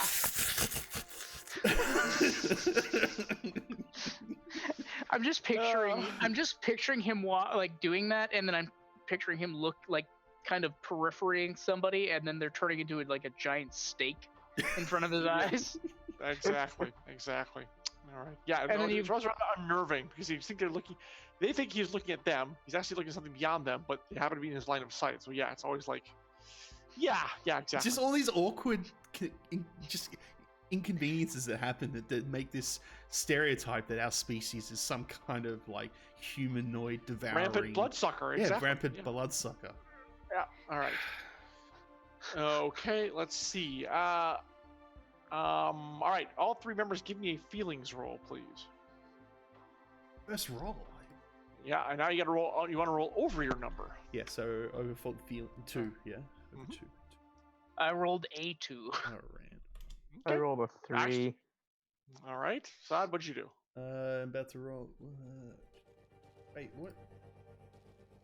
I forgot to get my dice roller up. Let me get it up. Just one dice? Just one. Yep. That's all you A get. 3. So it's higher Okay. than 2. Yep. However, Brahms got laser feelings because he rolled his number exactly. Okay, so at the rear of the party, Briggs, you're stumbling, wandering, walking along, and you look back. 1 minute, 1 second, the red shirt's there. You look back again, and the red shirt is gone, like vanished. Well, that's odd. I thought I had somebody following me. So, what do you wish to do? He says specifically that, well, that's odd. I thought I had somebody following me right behind me, and now they're not there. That seems very odd. Did he just wander off just like I would when I got too much sustenance in me? I'd love it if you turn around and then we're missing too. No, you guys are still there, but you hear him kind of ponder this out loud, that one of your crew members is missing. And turn around like, what's the matter, engineer? Pilot? Do we call you pilot now or engineer? Chief engineer pilot near? Chief engineer would be. Chief engineer would be Chief perfect. engineer, Riggs. What's the matter? So, in this case, we were on my merry way, going along, walking just fine, and then all of a sudden I turn around and this person following me that I thought was behind me is gone. Just totally missing. And they indeed, didn't have any Gladius and Jason, now that you look around, you see Red Shirt 2 apparently has disappeared. And then I look over at Marie, like questioningly, to see if maybe she offers up anything. The jungle has many predators. It could have come from anywhere, below, above, the side. Yeah, this is why I had to take more sustenance, because this jungle could kill you at any moment, and I needed my last day possibly to be my best day. So, just going about it as per normal. Okay, well, you're down a crew member. What do you wish to do? I go like this kind of vampiric sniffing to see if I can smell his blood in the air. Make me a feelings roll. Alrighty. 3 again. Okay. Yes, actually, because of your heightened vampiric senses and sensitivity to blood, human or otherwise, you do sense that there has been a lot of it spilled somewhere here nearby somewhere. So I'm like, I can smell him. Smell him. He can Smells delicious. I can smell his blood, and it's that way. If we want to detour for a moment and see if we can find him. Well, that's not disturbing at all that you can possibly smell a dead human person. It's a gift. Well, So I'll take that as a are you compliment. moving to investigate? Should we keep going, or do we? I'm the captain. Damn it! As Well, the captain, I should order us. Yes, let's go investigate. As the next one in line, I would highly suggest we go investigate, because I don't want to randomly go missing. As much as I enjoy the random drunken walkabout, I do not enjoy the idea of it being on a planet where I could possibly die at any second. However, I must point out that time is of the essence. We want to reach the archaeological site with the artifact before Zargon the Conqueror gets there. And diverting from the path seems like an unwise course of action for our very lives. Well, here's an idea.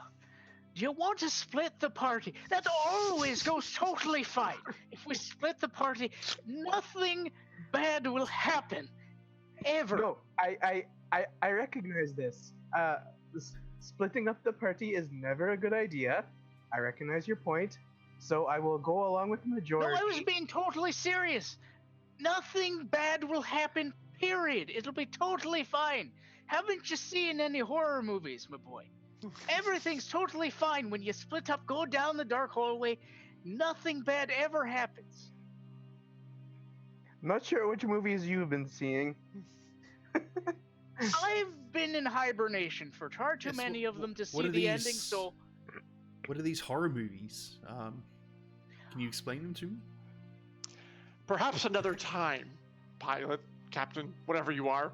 Hmm. The idea, though, although for once Jason's making an uncommon amount of sense, this is Marie talking, of course, the very fact that there's something out there that's going to pick us off one by one means we should probably face it before it has a chance to kill us all before we even reach the artifact. Well, she makes a good point, so I think we should follow what she says. oh fine, don't listen to me. I don't know anything. I'm just the engineer slash pilot slash drunk slash this. It doesn't matter. It's totally fine.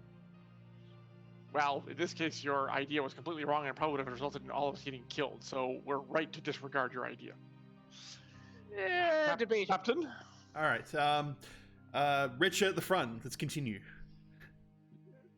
Please tell me like the red shirt at the front is gone as well. Well, no, he looks at you like, continue moving on, or we're Yes, going yes. to Continue investigate what moving on happened? until we get to our destination, to the archaeological site. And Marie said, that's exactly the opposite of what I said. I said we need to go check out what happened to your crewmen. Oh, I may misheard you. My Yeah. apologies. Let's go check on the crewmen. Let's see All right. where. Because if they pick us off one by one, none of us will be alive to reach the site. That's what I was going for. If this is some sort of like, predatorial, yeah, let's go. I suggest we go find out what happened to him. And if there's a creature, hopefully we can kill it so it does not hound us the rest of the way. Very well. You are the expert on this planet, so let's Uh-huh. follow your guide. All right, then. now, and Wow, she this points to the red captaining shirt. stuff's really hard. So difficult. All right, the red shirt draws his phase pistol and then starts heading off in the direction where you said you smelled blood. Was there the third red shirt in there No, still? there's only two. There's two in the There's blood only two bag. now? So Well, no, there's can we only move- one now. There was three extra people besides you guys. The two security and the one blood bag for Fangy over here. That's all you had. So here's a proposition. The thing that was behind us got us from behind, not in the front. So maybe We walk backwards. Not what I was going to say, but that's clever.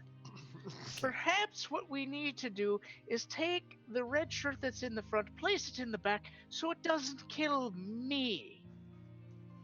That's Self-preservation at its finest, that is.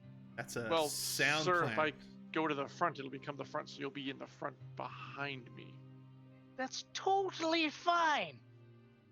I tell you what, that's a great idea, Riggs. This is why you are the pensioner. So I will, red shirt. I would like you to go behind, and I will lead from the front. And So, red shirt, if you could head behind me, not in front of me like you were saying. Right. You want me to go behind you at the front of the line, I want which you now to becomes the front because I'm in the lead. So therefore, we're going to turn around, and you'll then be second to the head of the line. Yes, that is exactly. And he's kind of semi-slurring his words as he's saying this. All right. That's totally what I was saying. Not at Cameron, all what I was trying to refute. He looks at you, Vlad, as the acting captain. what he said. Very well, sir. All right. And he's, square jawed, crew cut, the classic military, yeah, exactly.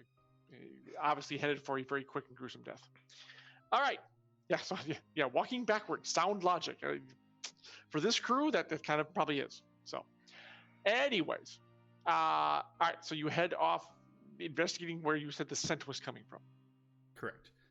All right, so now it's turned around where Red Shirt 1, Riggs is now behind him. So have we just pretty much flipped the order? So now I'm it's behind at Vlad, the front Jason? because I can sense where they are or where the blood's coming in from. So I need to be at the front. So you're actually head of the Red Shirt. No, I'm behind him. I'll be behind him, but I'll Okay, be directing him. All right. So it's red shirt, Vlad, then Riggs, I guess, behind him. Then who? Jason or Marie? Me first. All right. And the person who knows where the hell this thing is going to bring that can't possibly go badly at all. Oh. Totally fine. okay. Well, I assume the blood bag is always going to be right behind by you. Yep, we've got it. All done. Yeah, that's what I figured. It's just this is sound plan, sound This is the positioning. sound order. Yeah. Yeah. Okay. All right. So you're stepping through it. Literally, the minute you get off the trail, the jungle is like super thick. So he's taking out kind of like a entrenching tool kind of thing, and is kind of hacking his way through. But it's difficult and slow going. However, you don't need to go far. In fact, you take like maybe a dozen steps into the brush when Vlad, you sense a pattering and it feels like it's raining. Oh, But it's got Like- that particular smell yeah, like that you enjoy. it is like really long one as I look up. What, Yeah, you what both I- open like like that. What I want to know is like, does this really elongated tongue with like a yeah. barbs come out, kind of like a vampire bat's, where it's like it'll turn the And it just starts licking the blood off and like sweating up and just. Wow, that's not hideous at all. and then all of a sudden you see Riggs just pull one of those tubes to his mouth, just so nonchalantly. Yep. Yeah. It's so basically yes, it is raining. Yeah. Basically, yeah. Blood. It's over a fairly wide area. Yep. Is there any body Flare. parts or anything up there? It's hard to tell. Maybe. I mean, probably. But the brush or the foliage is so thick, it's difficult to really see anything. You just know it's maybe cascading down off leaves or something. You're not really sure. So the red shirt looks back, and his red shirt is even redder now. yeah. I think we found him, sir. Yes, perhaps we have. Would you be willing to climb up there and check for us? I will see what I can do. I definitely have like my What is standard issue phaser, like out and like ready, Yeah. and like Yeah, watching yeah, around warily. Yes, you have the variable beam phase pistol is the standard consortium sidearm. yes. That's Riggs will pull his out, but he won't realize the safety's on. all right. It's good to know. Right, Still safety set to first. stun. No, it's set to Yeah. safety, so it doesn't do it. Yeah, not even stun, exactly. All right, so the red shirt starts climbing the nearest tree, which is this huge, like this massive thing. Is everyone kind of keeping an eye on what he's doing? Yeah, I'm just watching. No, I'm like watching around, like on the ground level, like just Okay. scanning around. And Riggs, are you still drinking? Oh, you bet he is. All right. While Alright, aiming a pistol. At anything in particular, or anyone in particular? No, I think he'll be aiming it just kind of nonchalantly, kind of not really paying attention to anything in particular. Just he has it out. It's like I it's just- there. I just imagine you Okay. accidentally like thinking the pistol's like a bottle, and you'd kind of drink. You're like, oh. That very well could happen at this point. He is so very inebriated. All right. So would you say you're like half paying attention to your surroundings? I would say half. I would Okay. say half. All right. Let's see. So I need both the good doctor and our Mhm. pensioneer to make a lasers roll. But the Okay. doctor, because he's prepared, gets an extra die on his roll. So Shadow, you're rolling 2d6, and Brahms, you're rolling 1d6. I rolled a 3. Ah, All right, you failed. Doctor, how'd you do? I rolled a 2 and a 6. Excellent. Okay. Oh, even better. All right. So you are. Yep, you're fine. Okay. Yeah. Well, Drinky McGee there is too kind of sucking it down to notice what's going on. However, Doctor, you've noticed that there's, of course, this usual kind of undermat of leaves and branches and kind of stuff that's on the average forest floor. This particular area seems to also be covered with a great many vines. And as you're looking around, you notice that the vines seem to be moving. Oh no. In a way that's certainly not conducive to your good health, because they all seem to be kind of moving towards all of you at the same time. What do you wish to do, sir? I shout out, snake things. Any case, like vine snake things. Start shooting. Okay. He just starts shooting. I love it. Vine snake things is exactly what he says, and suddenly starts shooting his pistol into what looks like the underbrush, is what the rest of you see. Is it vines or is it snakes? Because one is a lot more dangerous than the other. That's a fair question. I'm not sure if the doctor has the mental capacity to answer you at this time, but he can try. Can I tell? Like, well, like, it definitely looks like they look like ambulatory vines. They look like they're vines that are coming to start curling around like your legs and shit. Yes, absolutely. It's very clear this is not a snake. Okay. Let's put it that way. Moving vines that seem to have a will of their own. Oh, well. I guess I better deal with this little problem we have. And he goes to shoot his pistol. It clearly doesn't go off. Well, yeah. Well, nothing happens. And yes, now, Riggs, you can see that indeed the doctor was not like under DTs or anything. And yes, indeed, the vines around you seem to be moving and curling over your boots and around your legs, and as they're about to try to crawl up your body, slither up your body. Yes. And for a second, you think, am I that drunk? No, I'm not. This is really happening. He takes another sip and he's like, no, I'm not that drunk. I'm totally fine. Okay, let me go and deal with this. So he then flicks off the safety and then goes to fire. But then it's kind of in like he holds down the trigger. And is it like, how do these things fire, John? Is it like a phaser where it is a straight beam and then goes arc-wise? Well, if you have variable settings, of course. As you know, the Star Trek phaser had tight beam, it had a wide beam kind of thing. You have that option. Now, they're automatic. Their natural setting is set to stun. So if you haven't touched anything or screwed around with it, you're going to try to stun the vines into submission, which you have no idea if that's even going to work. I think he's accidentally flicked it into wide setting. Oh, sure. There's a very good chance that has happened. So who are you facing when you're actually going to shoot this thing in the first place? Oh, he's facing the ground, because if it's coiling around his boots, he's like aiming for this feet. Okay. All right. And yeah, you flick the safety off, and you're going to try to, all right, make me a lasers roll on that, please. A 5. All right. Well, you failed, so the beam goes off, but seems to have no effect on the vines. Vlad, Here's and the good doctor. Yeah, go ahead. I was going to say, here's a more important question: would the stun setting stun him? You mean like I can no longer feel my feet? Essentially, because technically he's drunk. The vines are now. Well, you're already halfway there, anyways. That's true. I mean, just saying.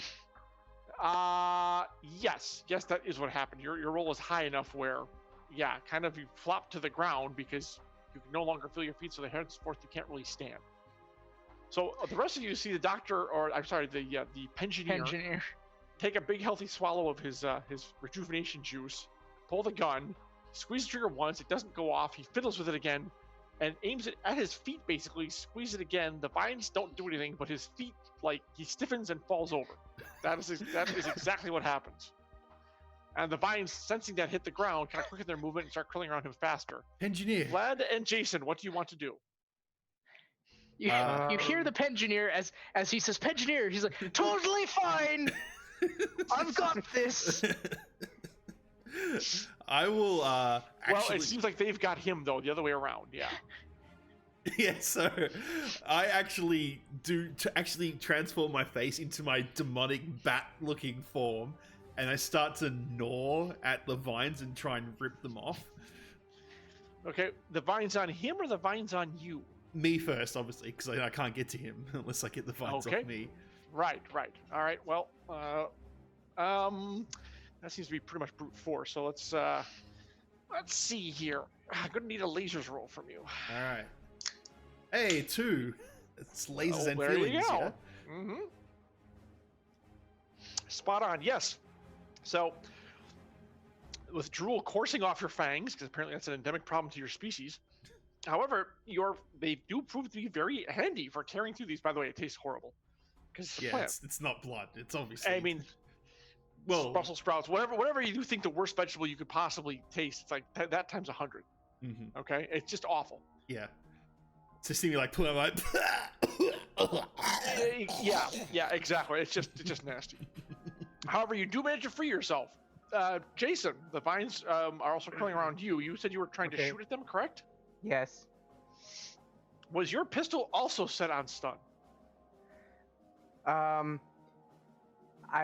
think I probably would have set it to like some kind of like not stun, but like something that would maybe be useful for like cutting. Sure. Yeah, Why not? There's a cut mode on this. There's probably some sort of like lasery beam kind of setting on there. Absolutely. All right. So you're going to try to cut yourself free of the vines? I want to make very clear that's what I'm hearing. Yes. I'm so very glad he didn't set it to cut. Yeah, that would not have been good for you at all. All right. Let's see. So I'll have you make me a lasers roll, please, sir. Oops. 4. Hey, very good. You have laser feelings. Yes. Like a surgeon, which is not really what you are, but in this case it's still apt, you manage to slice the vines away from you as well. Much more cleanly and neatly than Vlad trying to chew through them himself. Okay. But you notice, first of all, 2 things you kind of look around. First of all, the red shirt, his struggling, kicking legs are being drawn into the canopy, so apparently he's probably gone too. Also, that Marie is also being beset by the vines as well. And she does not have a standard consortium pistol to help her out with. She's kind of like beating it off with an entrenching tool, but the vines seem to be about to overwhelm her. Okay, well, I'm going to try and after I've probably laser severed the vines near me, I'm going to try and rescue her. Okay, we'll have to hold that for the next turn. Yeah. All right. Let's see. So Vlad has chewed his way clear. However, the pensioner is in danger of being overwhelmed by the vines and taken away. So, right at this point, Riggs, the vines have you so tightly you really can't move. Vlad, what do you wish to do? I'm gonna rush over and try and help Riggs. It's gonna be very scary for him seeing this like demonic bat coming towards him going and dripping a mixture of not only your drool but plant plant mucus and stuff. All right, I'm gonna give you an extra D on this roll because you're kind of prepared for what you have to do right now. Yeah. So Riggs, as far as you know, it might be all over right here. So I wish 2d6 roll. Okay. I wish to help by trying to hurt to give him an extra die to try and spriggle my way out of these vines. You're lucky. I rolled a 1 and a 6. Okay. Yep. There's no way about the only thing you can really do is bite it if you wanted to try to give him some sort of advantage. That's fair. I'd try that. He's drunk enough to not care. Oh sure, yeah, he probably wouldn't even taste it. Give me a lasers roll. I need you to. Yeah, I got a 1 and 6. Yeah, you made yours. We'll give you just a second. I want to see if he actually sees them biting the vine. Another one. A 3. No, not you, Brahms. Oh, Brahms. He's trying to bite in his drunken state. He's trying to bite the vine. I want to see if he actually does it. No, I don't. I got a 4. Okay, just kind of gum it, and that's it. Okay. He made me feel like use your teeth. You, however, were successful. So yes, it's really messy and just absolutely disgusting. But by the end of it, Riggs, and you're covered in just plant slime and vampire drool and you're coated. But you're free. He actually did manage to tear through it, but you're just like, you smell horrible. It's just absolutely nasty. But you're loose, and there's pieces of vine twitching all around you, and it seems that assault on the vine seems to have caused it to go to start to retreat. So you have freed him. Over to Jason. Quickly, Trying to free Marie. Yeah. Mhm. Before that, as that happens, you hear Big say, "That's an experience I never want to repeat again, Gladius. What happens on this planet stays on this planet." Indeed. All right, Jason, you are trying to help Marie, trying to free Marie from the vines as well, correct? Correct. All right, that's another 2d6 roll since you did very well last time, so I'm going to say you're prepared to handle this. And she kind of listens to you as you raise the pistol like, "Dear God, man, what are you doing?" I got a 3 and a 5. Excellent. All right, that's what you needed. You had to make one success. And rather, spryly, you slice the vines away from her as well. And Okay. from the previous, very stern and angry expression on her face softens a bit because you did actually just practically save her life. So nice Mhm. job. Yeah, she puts off the last twitching bits of it and comes towards you and says, "Well, thank you, Jason. That was unexpected." You're welcome. All right.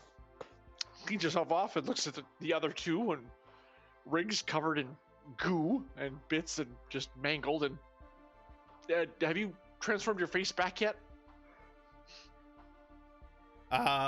Once everyone's free, no, I'd hold on to it for a bit just in case any more come.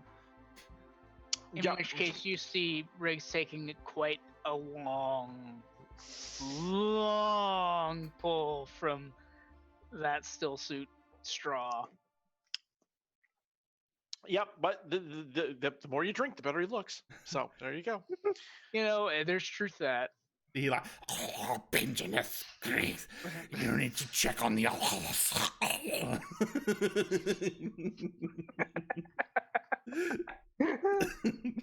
Oh, boy. Yeah. Who is it who saw? Jason, I think you were the one who saw that the other red shirt was kind of Being hoisted dragged off away into the into trees. Yeah. Yeah. I assume you want to tell the Oh. captain that. Yes. Gladius. Our other security officer has gone missing, and I point up.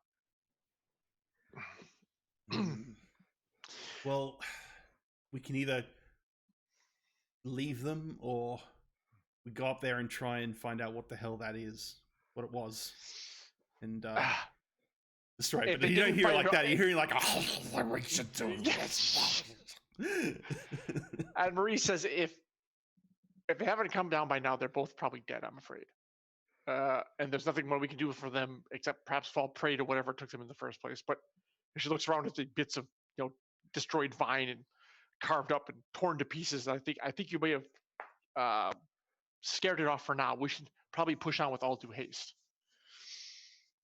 We're already down 2 members. We can't afford to lose any more. You see me like, so Blaze like, and then finds like there's like a body part of one of them. It's because they've been torn apart, and he kind of like picks it up with his mouth and goes, "Oh, perhaps we should keep this as a memento for them." It's kind of like looks like he's gnawing on it, and he like drops it into Jason's hand. And you're holding the gnawed-on body part. Yeah, of it's now a former gnawed-on security body officer. part. Yep. Yes. How And Captain, when you gruesome. and Captain, when you say hold on to it like a memento, you happen to mean a snack, or is that the same word in your species language? Well, maybe you eat them like that, don't you? Maybe, I don't know. You talked about cooking meat, so do you cook your own? Generally, not so much, but there are some people that find that palatable.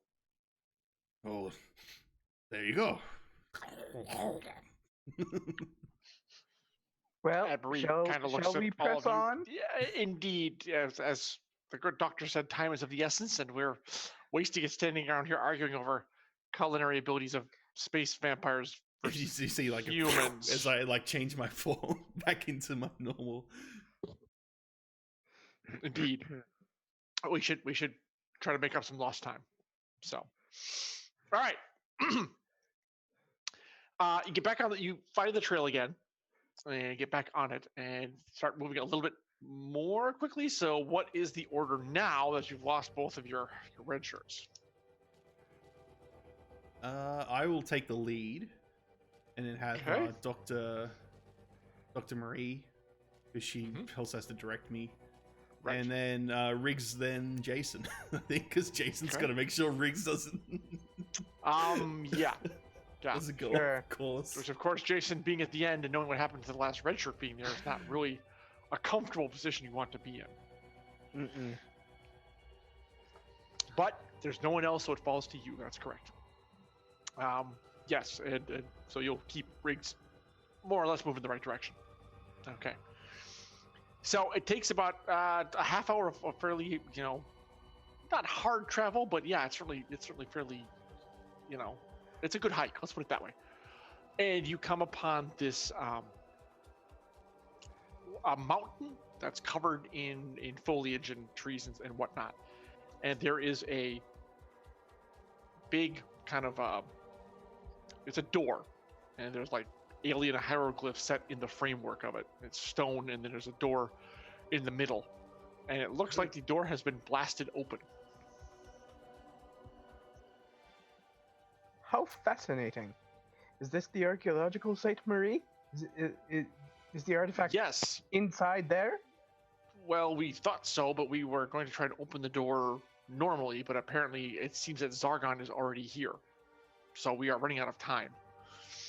We did not do this. Ah, We were working on translating the hieroglyphics and finding out what the deal was with this and trying to see if there was some sort of code or something we needed a mechanism, but he decided to just use brute force. yes, that certainly So- seems logical. So let us make all due haste and pursue further in. Oh, so Indeed. you're like an actual archaeologist, not like that Nevada James character from the novels then.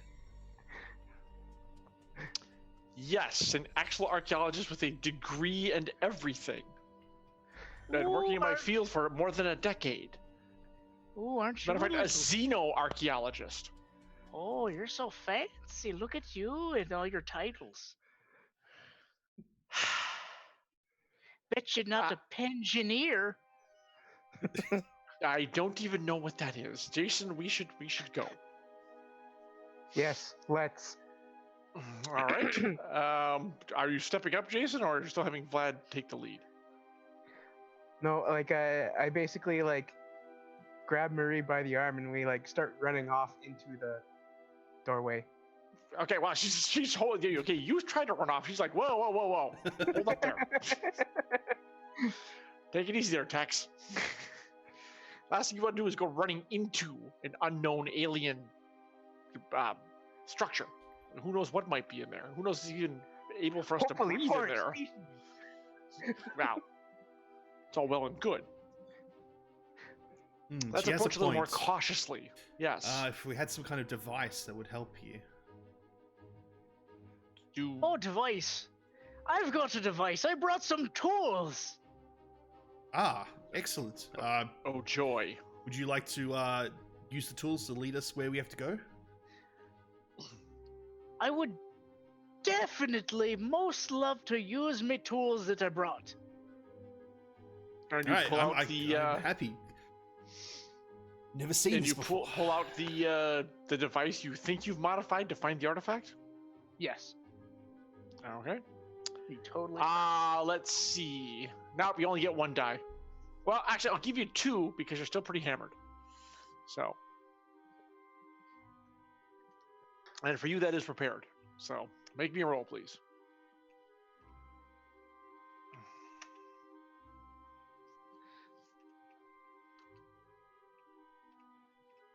So I rolled a 5 and another 5. Okay, you failed them both. As you're scanning, I and feel it's zooming so in much. amazingly on the body heat of the team members around you, and nothing else. You hear a rumbling coming from deep within the structure. It sounds like someone's activating something inside. Perhaps we better go. Yes, perhaps your device if it was quicker, this would be better. But let's go. We have to hurry. Or perhaps more accurate, since it seems to be just a body heat indicator, Marie says. I can see your body heat's rising as we speak because of myself.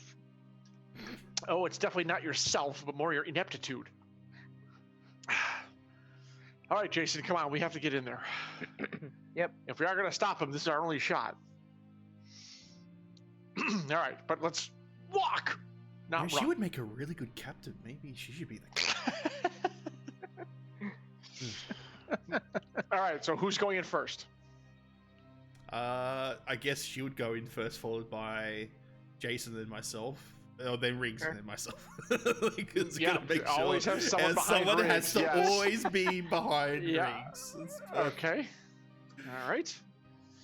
So, you step inside, and it's a small passageway, like maybe 8 feet high, and it goes on for about 50 feet or so. So you're heading kind of into the bowels of this mountain, so to speak. And then it opens up into this very, very large cavern. And light is coming from somewhere above. You're not sure if it's like maybe glow moss, or it might be a hole at the top, like a dormant volcano. You're not really sure. And then there is a column in the middle, space all around. So you have to figure out some way to get across there. And you're not really sure how that's going to happen, because sliding down and like climbing the thing would take forever. And you see Zorgon the Conqueror and his other, who's an alien, by the way, a 4-armed, 8-foot tall alien with green skin. And his, like, a couple of his minions are fiddling with something on the column itself, but you're not quite sure what. And you're also not quite sure how the hell they got over there, but apparently they did. And they seem to be enraptured, kind of engrossed in what they're doing. They don't notice that you're there. So the problem is you have this insurmountable space to cross somehow to get to them. So what do you wish to do? Any suggestions? Claudius, are you able to transform into a form in which you can fly? Yes, I can transform into a giant bat. Or would you be able to carry one of us while doing so? Yeah, I could probably carry maybe one or two of you, depending on how heavy you are. So perhaps that might be an option. Just want to test something. I'm gonna do the what's it, the from Indiana Jones, where he gets like a dust and like dusts it over the Oh, trying to see if it's invisible. Yeah. Invisible. Yeah. Mhm. There's not. It all just sinks right into the room. And so it's copyright infringement. It's Nevada James, man. Touche. All right, but there's no secret hidden passageway or path, get tunnel, across? bridge. Just be aware that once I do this, my clothes are just going to be absolutely ripped and torn. I will be naked after this. Well, when you're in a bat form, you kind of are. Yeah. I mean, there's no bat underwear. There's no way going back after this. What if we No. averted our gaze, you undressed, and then transformed? So what you're telling me is that so instead of a Batman, you're going to be a Buckman. Well, he does make a point. I could take off my clothes first before doing it, and then transform back and put the clothes on. Still going to be a Buckman. And while you guys are discussing, another rumble comes from within the cavern. Like, whatever you're gonna do it fast. We don't have much time. All right, here we go. Gotta do. All right, so Bree, do you have any better ideas? Actually, the bat thing is pretty impressive. I really didn't. There's not enough rope we can do any kind of a grapple, and the bat thing seems to be the best opportunity I think we have. Heck, if you get enough speed, maybe you can charge into him and knock him off the pedestal and onto the ground below. That would be perfect. So, okay, who of us shall Vadius carry while he flies over there? Well, certainly not me. In case we have to disarm the device, I'll need to be alive to do it. All so right, it's down to one of you two. I think Riggs is going to be the one. You're going to have to Riggs, distract I think them it's while you. while I ferry everyone across. Oh, a distraction! I'm totally terrible at distractions. I'm lying so hard. I'm amazing at distractions. Well, well, you've been truthful so far this entire endeavor, so you're going to be the one distracting. Is that okay? That's totally fine. I can offer such a great distraction. All right. Well, this is a bit embarrassing. You're gonna see me naked. Just be aware. When we usually transform into a bat, we usually have clothes as well, like the designs, because the standard uniform for your species that I had to wear doesn't have that. It's going to be a little bit frightening, being the naked bat. So you're gonna have to deal with it. And I apologize. All right, here we go. So you see me just take off all these clothes, and then oh look, Buckman. Yeah, it sounds good. And then you just see like a full-on transformation. It's just absolutely demonic claws and hardened flesh with. I mean, it's really like a 6 foot tall man bat. Yep. Yeah. With wings, with these huge fucking wings. Yes. Is he? Is he this? Yeah, and it's really, you thought it was hard to understand it before. It's almost impossible now. But there's also a bit of mucus that comes out as part of the transformation. Yep. And yeah, so it's done, and it just looks absolutely demonic and hideous. Hold on. The drunken pensioner over there. I don't know what you're talking about. I am a space bat. What he does. Don't you know? Yeah. Don't you know my species? So this is history, okay? My grandfather, he went to Earth a long time ago, and he actually crash landed on it. And then there's all this story about vampires and bloodsuckers and eating humans, and it's just complete misconception.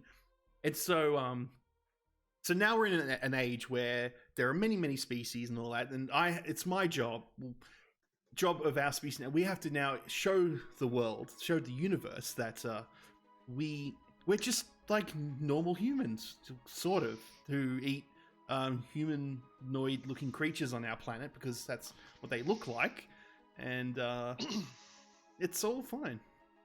And it can transform into hideous bat-type creatures. Because I'm transforming to my normal bat form. Well, he can't fly in the consortium. The consortium uniform is not designed for man-bat flight. Exactly. So if he's going to fly and not destroy his uniform, which would be taken out of his salary... I'm like the first of my species being part of the consortium. So right. It's kind of a test run thing for the consortium. Yeah, exactly. He's on probation. And then Riggs is totally with this whole Buckman thing. Yeah. So also, he's not going to destroy his uniform, which costs money, and take it out of his space salary.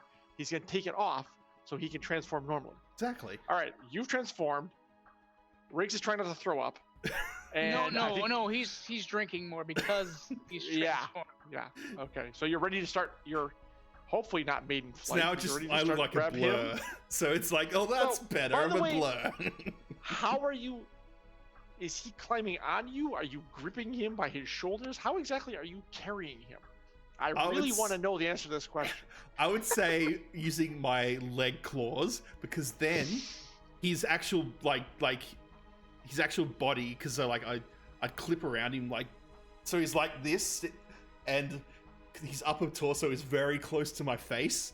And it's like, so I'm like just behind his head. So just to clarify, you are an actual bat, not a man bat. You're like a real bat, like small body, big wings, and the whole thing, right? Sorta, yeah. Kind of a combo. Kind of a combo. Weird... Yeah, it's really weird. So it's not really his face that he's close to. It's more like your crotch, to be completely honest. Well, again, I just want to be clear here. Well, I can obviously, I need to make it stable for him. So the way it's positioned, it's just weird, and it makes it look like I'm about to devour him any moment. And check out the revamped song lyrics that Arv is posting in the chat, because that's really good. Yes. Yeah, it's just hideously uncomfortable looking. Exactly, because you've got Riggs, you've got this whole thing kind of like squashed on your shoulders and around you, with claws digging into your skin.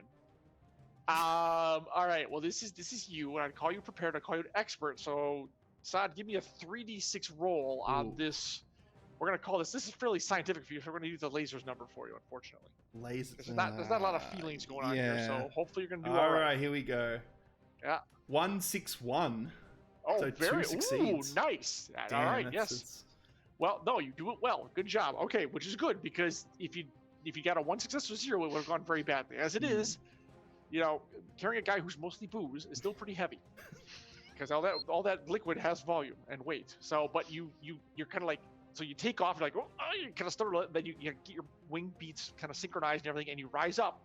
And so, yeah, you've got them, and you're carrying them into the air and they still, Zarkon and the boys are still so intent on what they're doing, they don't even notice that you're coming at them. So what do you wish to do now? You've got them secured.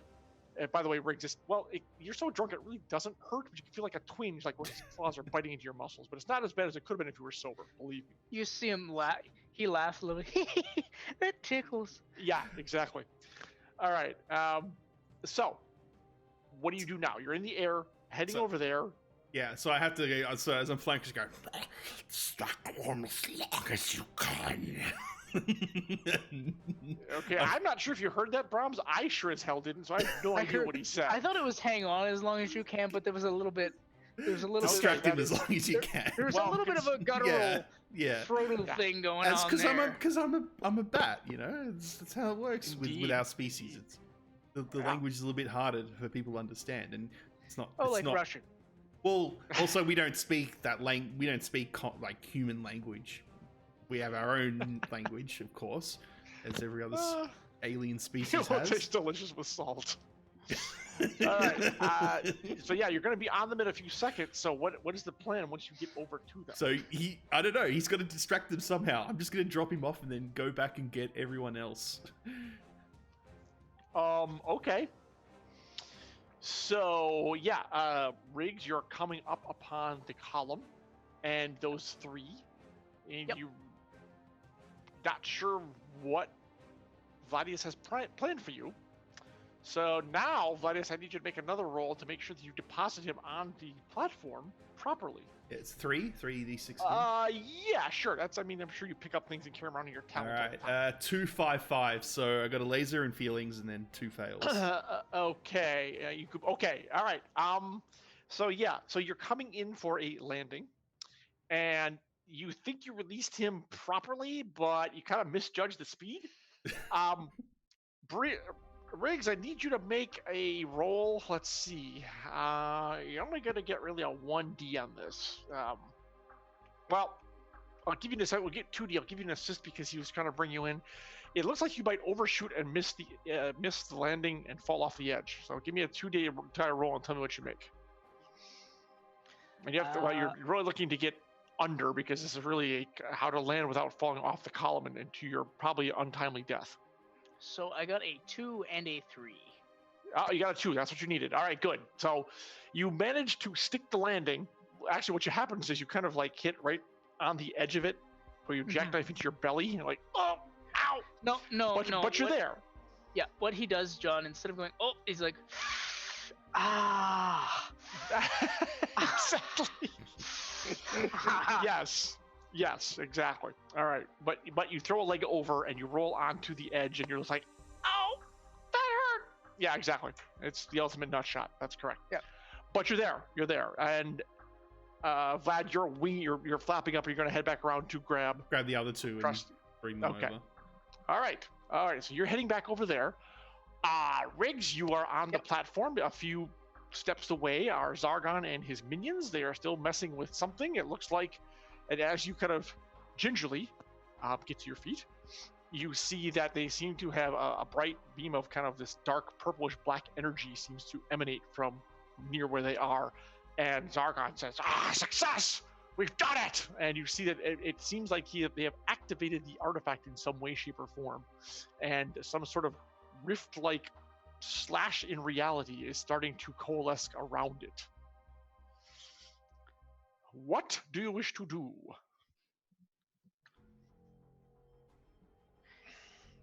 He looks at Zargon and says, "Oh, would you look at that? Did you just rip a hole in reality?" And the three alien faces all turn towards you, and yeah, they're about as disgusting as Vlad in his man bat form.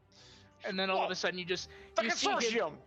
He sees that, and then he's like, "Oh Christ!" Stop him! I must complete the sequence. And the two goons are heading straight for you. And then Jack Sparrow, like, you see him run off, like, arms flailing for a second. He's got his blaster in his hand. Okay. The only problem is that this platform's not all that big, so it's not like you have a ton of space to run around in. He would get to the edge of the platform. Yeah. Okay. Whoa. Mm-hmm. All right. Now what? It's like, well, looks like I've run out of space to run to. So it looks like I've got to face me down some rather odd-looking, ugly, yellow, little alien people. Not my best slur. They're green and they're huge, but other than that, yeah, you're spot on. He's drunk. He doesn't know. That's true. Color isn't what color should be. Yeah. I got two guns, one for each of you.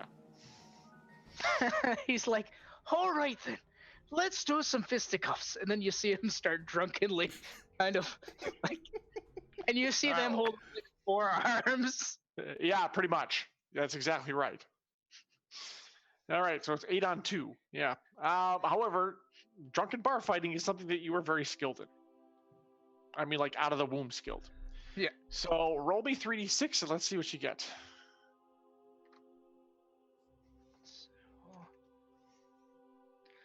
So I got a 2, a 5, and a 1. Excellent. All right. So with the liquid courage coursing through your veins, yes, you actually are holding your own against them. We'll just say it's an exciting Captain Kirk-esque fight, etc., etc. Meanwhile, I can see one side, of them like getting knocked off the platform quite easily because you do like some silly little. Well, he takes it by surprise and flips him over, but with the 4 arms, he kind of like holds onto the edge, so he's like out of it for the time being, but he's going to scramble back up. Vlad, you've made it back over to the first part, so who are you taking next? I guess I'll take Dr. Jason. Okay. Jason. Yeah. Yeah, Jason's like, You're next. Now Jason is so looking forward to this. See me like lick my tongue all the way around. Yeah, exactly. All right, Jason, you're up. All right, It's just as hideous and uncomfortable, as painful as you think it is, as you think it was going to be when you saw Riggs do it.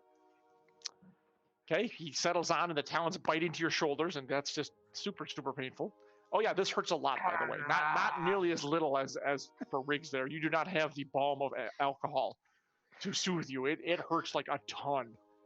Okay. It's like he's carrying you by your collarbones, basically, and that's like the anchor points. Yeah, it super hurts. So off you go. I need another roll from you, all right, Thaddeus. 3d6. Here we go. I just really like that description after 5, 1, 6. Let's see. This one's not quite as good, mainly because the good doctor is screaming all the way across and like writhing in your grip because it hurts so much. Except let's see, 5, 1, 6. Yeah, we're doing that. So okay, this one's not going so well. I need you to make a corrective course because he's actually kind of drawing you off course and making you sink towards the ground. All right. So let's roll again. Another 3? Yeah. Another 3 dice, yes, because you need to really kind of like make all your flying. Oh no, 3, 3, 4. You are not doing well.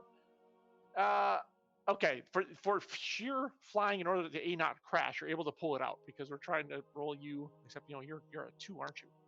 Yeah, I'm a 2. You're not doing great on this one. Okay. You're heading towards the ground, like quickly. So let's see. Doctor, stop squirming. Yeah. And a bunch of drool drops on your face. And Yeah. you hear him say, "Doctor, stop squirming." Make me a feelings, or actually make me a laser roll to try and like use your intellect to make you stop and settle down. Okay. Could I counter it with the feelings roll as well? Like, because I'm trying to persuade him as nice as I can.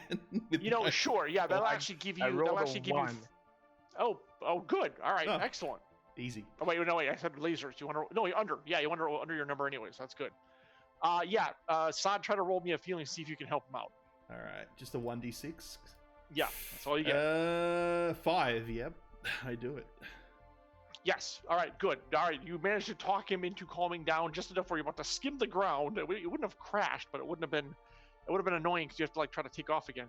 And That's good. He does understand my species. He's the only one who really has had a good physiological look at me. But yes, but still, it's Cosy, it's still completely hoisted by his collarbones and soaring through the air. creepy as you hell. catch an updraft and wings pounding. You actually come back up toward the column. Meanwhile, round 2 there, Riggs.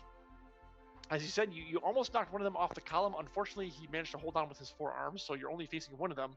But the other one's about to scramble back up. What do you wish to do?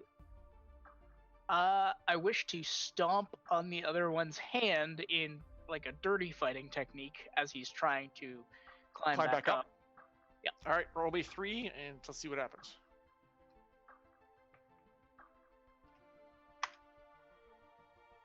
So a 1, a 2, and a 3. Okay. Since we're doing kind of the passionate bar fighting thing, I'm going to let you go with that. And yeah, you stomp on his hand super hard, and he's like, "Ah!" And yes, indeed, right, kind of a roar. More not a squeak, it's more of a roar. Let's see here. Let me just roll something. I'm going to check something out here. It's a 2 and a 6. Okay. Luckily, that did not work. As you guys are coming up, a hurtling body falls, almost hitting you, but not quite. But it comes close. And the guy falls to the ground and kind of splats. So he's out of it. Okay. I can see one of his body parts goes into my mouth, and I'm just like, when it starts chewing on it. You're way high up above those. It's not going to bounce that high. So unfortunately, but you do know that there could be a snack down there later. Yeah, it something smells delicious. Like you see me look down, go. Yeah, he did smell really good. That's true. All right, and then you guys pull up onto the platform, and so now there's at least 2, and a big man bat or a big bat facing this one guy off. The rift now, Vlad and Jason, you see that the rift has been opened and is getting larger, but you still have one minion in front of you that you have to either avoid, distract, knock off, or somehow neutralize before you can get to Zargon himself. What do you wish to do? I have to head off and go grab the doctor, because. Okay, so you're hoping these 2 can take this guy out somehow. Yes, they're gonna have to do it. All right. Good work, man. So keep going. So you start flapping back, and that leaves Riggs and Jason to face off the lone Zarkonian warrior. I get out my what was that called? The Your pistol? variable beam phase pistol. Set it to stun, and try and shoot at it. All right. Make me a d6 roll. Just 1d6 though. You should run the red shirts for this. That is under. So yeah, it's a tech roll. So yes, you tag him, and he eyes roll up, and he falls over unconscious. And then you see like Riggs walk up and kick him, and that's right. Exactly. Because you kick him multiple times. Yeah. Well, he would if he had time, but you've got to kind of stop like all of reality from being torn asunder. All right, so Zargon is still working, but he does notice that things have gone awfully quiet where his minions are supposed to be casting you guys off into the void here, so he turns around. So you consortium types of a thorn on my side for the last time. And now he's drawing his own weapon, which is like this kind of big beam rifle of some kind. Okay. What's the distance between Riggs and me? Oh, you guys are right. I don't know, a few feet maybe? Like a couple steps?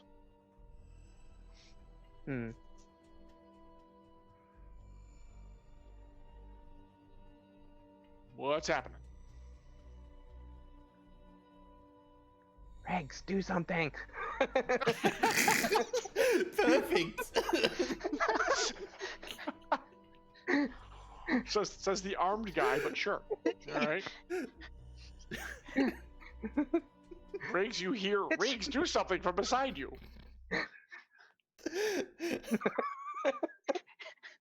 It's all right. I got this. He takes out the tool, and he throws it. It's a grenade. I threw a grenade. So you called it out as you throw the box-like device that's clearly a scanner of some kind.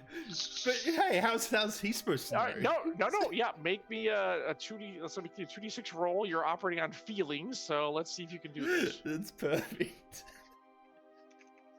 See if you can actually persuade him that it is a grenade. 2 3s.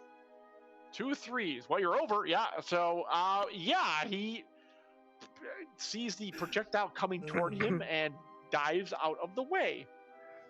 Your projectile sails right into the rift and vanishes. Shoot him! Shoot him now! All right. I try shooting at Sargon. Okay, that would be another. Let's see. This time, since you fired the gun twice, now I'll give you an extra d6, so it's a 2d6 shot. Okay. That's a 6 and a 4. Oh wow! One over, one under. All right, so you thought you hit him, but as the beam almost impacts him, there's a flare of like some sort of personal shielding, and Zargon gets to his feet and says, "Ha ha ha! You fools! I come prepared for every consortium trick. Your weapons will have no effect on me. I'm going to enjoy throwing you off this chasm and then opening the rift to all emptiness." And he starts advancing towards both of you. The rifle's now forgotten. Apparently, he's just going to beat the crap out of both of you and try to throw you off the column by himself. Vlad, you are at the other. Back at the opening to the tunnel, and Maria's there. I assume you grab her and start heading across. But this is interesting. I go, perhaps using my claws wasn't right. Would you like to go on my shoulders?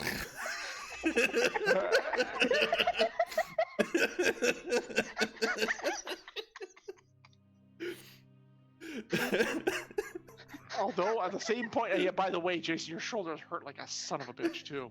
Yeah. She says, "Yes, I think I'd like to do that instead." So you kind of It's like land. And I love it. I love she- the idea. It's like the easiest flight for me. It's like a definite improvement. Right, exactly. So her, once she kind of settles in, it's just like it is very oddly smooth. Yes. So you're able to bring her across without any difficulty whatsoever. All right, just in time to see Zargon the Conqueror face you off against these two. Oh, I didn't mention the swords. Yeah, so when he leaves the rifle alone, he pulls a pair of very vicious-looking straighted swords off of his back, one in each arm, and starts advancing on the two of you with those in his hands, his upper hands. And like his lower hands are ready to grapple. So yeah, what do you do? Riggs, Oh, come on, the minion's body. That's not a fair fight. That's right. Sargonians don't fight fair. We fight to win. Riggs, So, the minion's body. Let's try throwing it at him.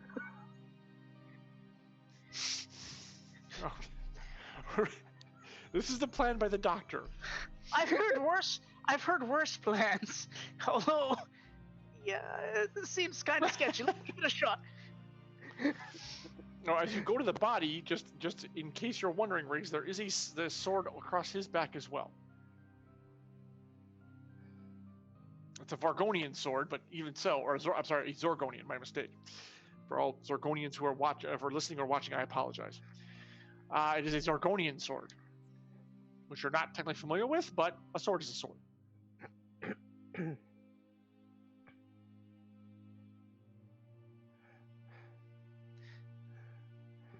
So what do you wish to do? So I'll grab the sword, I guess. Okay, well, you don't have to. You could try throwing the body, but that's, I'm not really sure how well that's going to work. He'll grab the sword and put it away, and then grab the body. Okay. Wait, I'm sorry, put it away? Like, yeah, put it beside him as he's going to grab the body. Okay. All right, so you two are going to try to throw the body at him. Is that correct? Okay. Yep. All right. You're helping, so each of you make a. I'm gonna have you make a 2d6 roll on this. Okay. And we're gonna call this reason, unfortunately. So you really want to roll under the number. Yeah, no. 5 and a Jason, 6 five? for me. Okay. 1 and 4. All right, and Jason. So more thanks to the doctor's knowledge of like fulcrums and all that stuff, and he actually is able to get him into the air. Riggs was not much help. I'm gonna be completely honest with you. But ultimately, it doesn't really matter because the Zargon's twin swords come down and basically cuts his own guy in half as he's flying toward him. So now the Okay. guy's in 2 pieces, and yeah, just blood goes everywhere, and it's bright blue, by the way. So you guys just like splatter. So that didn't really work. So he's only a few steps away now. The sword is still by your side, Riggs, and there's no more bodies to throw at him. So what is the plan? Meanwhile, Vlad, you can see this happening as you're coming in for the landing. So Yeah, so I land quite casually. Actually, it's a much more comfortable ride. You both notice that as I land. I land near the device and put the doctor there, and like, Doctor, you must close that. I have no idea what I'll try. Figure out. Starts examining it. Yep. All right, Vlad, what are you gonna do once you deposited her? So I start like walking up behind Zargon, just like in my full-on form, looking as menacing as possible. And then, Zargon, surrender. He sounds like he's got the worst cold ever.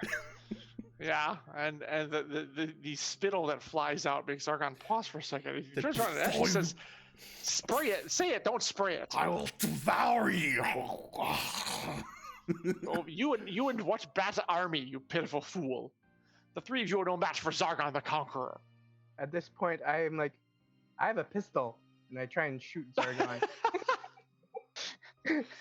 aiming for like the back of his head. All right, make me a weapon roll for lasers. The 1d6. 2d6. So you've shot it enough where you're kind of getting decent at it. 3 and 2. 3 and 2. Well, those are both under which what you wanted to. Unfortunately, that personal shield of his is causing no end of trouble. It's just the beam just is absorbed by it, and you cannot seem to penetrate. You'll need to figure out a way to stop that first before you're able to actually take him out. So, Vlad, he is coming upon you now, as your taunts seem to have infuriated him, where he's ignoring the other 2 right now and coming after you. Yeah. So, what do you wish to do? Are you going to try to? He's got his swords, or are they? He's got 2 swords out. Yes, swords. he looks about ready to cut your wings off. I think I will. What do we have on us again? What was the items that we have? Just seeing. Well, you've got nothing because you have no uniform. That's right. You have fur, and you have your wings and your claws and your talons. That's about it. Well, I'll be using my claws then to have this kind of weird sword fight with him. Okay. But with claws versus sword. So you're trying to like block or avoid his blows, basically. Parry distract them him in stuff. hopes the other. Hopes exactly. The other 2 will do something. I'm purely distracting. Okay. Let's see. For bat form combat, we'll say you are at least an expert. So that'll be a 2d6 roll. And this is more of a martial arts skill. So I'll say you want to roll. No, you still have a 2 though. God, you suck at that. Yeah, I know. Well, because my job mainly, I've been trained in to try and persuade people that our species, we can't. Right. Well, I'm not of the class of combat military, No, you're not. So make a 2d6 roll and hope you roll low. That's all I got to say. All right. Double ones. Yes. Oh my God, that's hilarious. So yeah, in this whir of flapping Snake leathery eyes. wings, and like clashing like gleaming claws, you're able to deflect and avoid and distract him enough where he's putting all his effort into trying to strike you, and it's just not working. So It's happening Vlad again. Vlad Every has gained time. you 2 precious moments. So what are you going to do with it? So, what he wants to, what Riggs will do, is Mhm. because he's adept in fisticuffs.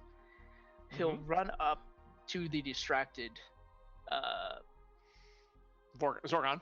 Zorgon.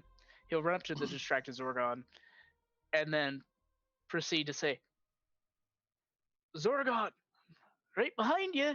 And then, so at this point, because he's drunk, because he's an adept fist fighter, because Vlad is assisting, and because he's doing fisticuffs, and he's assisting. So he would then attempt to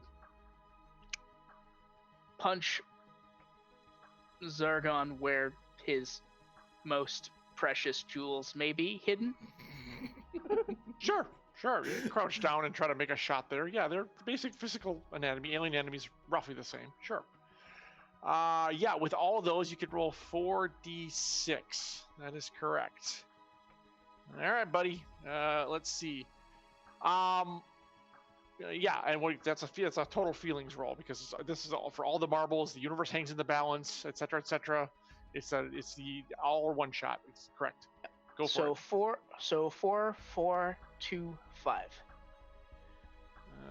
And yeah, so 4, 4, 2. Yeah, that's actually all 4 successes. So yes, it's the alien nut shot to end all alien nut shots. Actually, you must just use a kick instead. It'll be easier.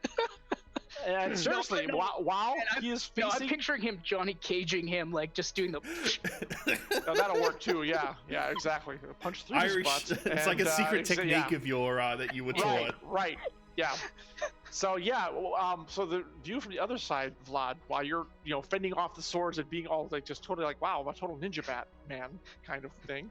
Suddenly, Zargon's like eyes bug out of his head and he stiffens, and drops his swords. All 4 arms go to his crotch, and he just topples over, unconscious. He's out of it. So Zargon has been subdued. There's a problem though. Well, yeah, I start to. Well, wait. Sorry, did you say something? Well, Marie still says, "I need help over here. I can't lock down the field." Okay, I go over to help her. Okay. Yeah. And what are you going to do, Jason? I'll be back to you, Vlad, in just a second. Hang on. So you stopped one obstacle, but the problem is the whole rip a hole in reality thing is still growing. Marie, what do we need to do? Well, we need to close down the thing. We need to stop it from growing any further. I'm not sure how to cut off the energy somehow. Repair this hole, but I'm not sure what Zargon did to start it in the first place. I'm not sure how to close it in the next place. If we had some sort of device, maybe we might be able to configure it to kind of shut it off, but I'm not sure. I don't have that thing on me. I don't have that on me right now.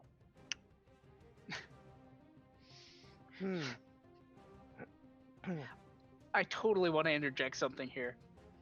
Now, well, you can, because no one else is doing anything. So go ahead. Well, no, I'm talking out of character for a second. So, John. Yeah. So, here's the thing. Riggs went ahead and jury rigged that, tricorder like finder thing, right? That right. Faked yes, the grenade. Yes. Now it can read heat signatures. What happens if he if he had say a palm type, ability to set it to overload? Well, you'd have to use someone else's, because remember you threw it and it went into the rift and disappeared. So you have to grab somebody else's. Well, he's got my gear, so you would have extra tools. That's as viable as anything else. Yes, yeah. Causing a localized disturbance in the area might be enough to overload it and cause it to wink out. Yes, that is certainly classic scientific mumbo jumbo for any science fiction series. Yeah. Mm-hmm. So yeah, you see that might work, right? What if I just start using my communicator scanner thing to scan this hieroglyphic thing where they had been working to try and see if I can detect anything? Well, it is a universal translator, but unfortunately it's coming up as empty upon this. It's no known viable language communication. It's unable to translate these hieroglyphs because it has no point of reference. Okay.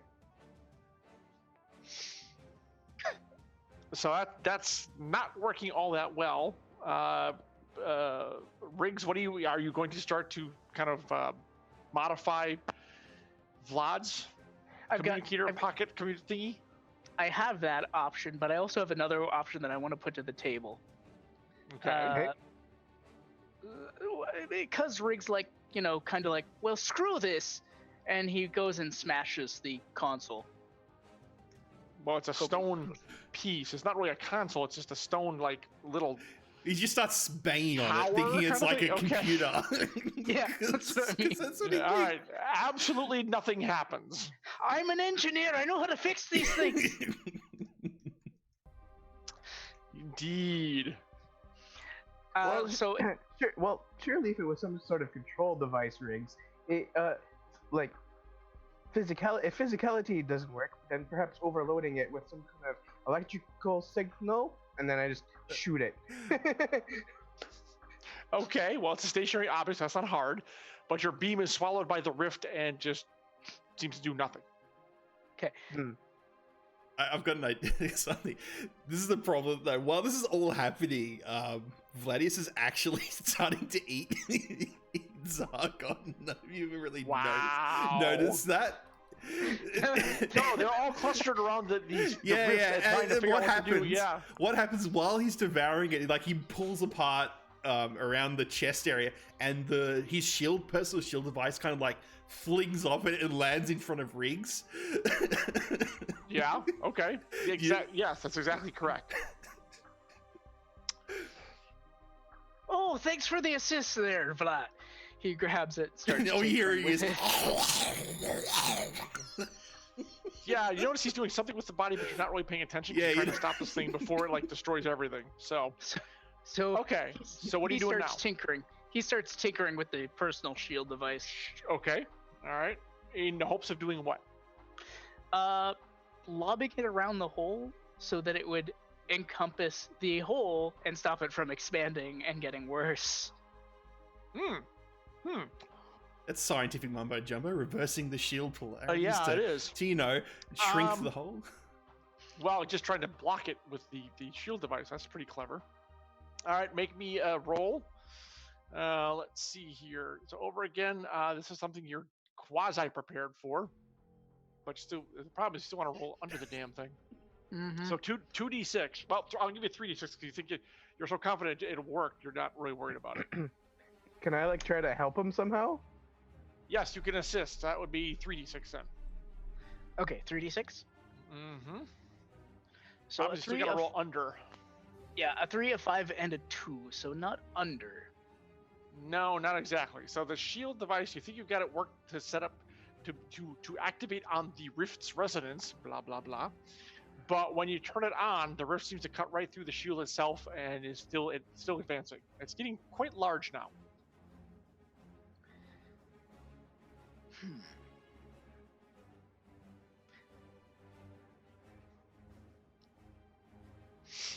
Trying to think if there's any other silly things. Well, the exploding device you guys mentioned before might actually still work. Yeah, I was considering that option. Well, I'm too busy devouring this. Yeah, he's just chowing down, exactly. So then Riggs will grab that particular device from his effects and then start tinkering with it to get it to work. Hopefully properly. All right. So, and what are you trying to do this time? Make it explode so that it'll. Okay, so you are overloading it. Right. Yeah, it'll be overloading. All right. Okay, that's not all that hard. It's just, as all these devices, they have a pretty standard, discharge power pack kind of setting. So I'm not even gonna make you roll for that. It's standard kind of science fiction equipment setting. Are you just using the one device since you have others that you could probably tie in with it, and you wanted to make the explosion larger? Yeah, try using my scanner. See if that can help. Okay, so Riggs will grab every piece of equipment, the guns, the scanners. Okay, yes. So he kind of all right. That is going to need a roll. Let's do 3d6 for that one because you have to daisy chain them for maximum effect. You have to tie them all in together. so they'll go off at the same time. Otherwise, it might not be enough power to eliminate the rift.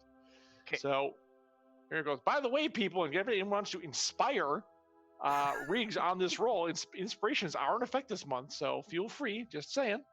So just putting it out there. He's got to make a roll for all the marbles. If he doesn't, I wonder if technically this thing, it might not work. I wonder if technically Arv has inspiration. I don't know how he runs that. But if you have one and want to use it, it's completely up to him. Oh, So it's a 2, a 2, and a 5. that'll do it. Yes. Okay. So you got on the number twice. Yes, you're able to cobble together a rough, very, very rough, but effective.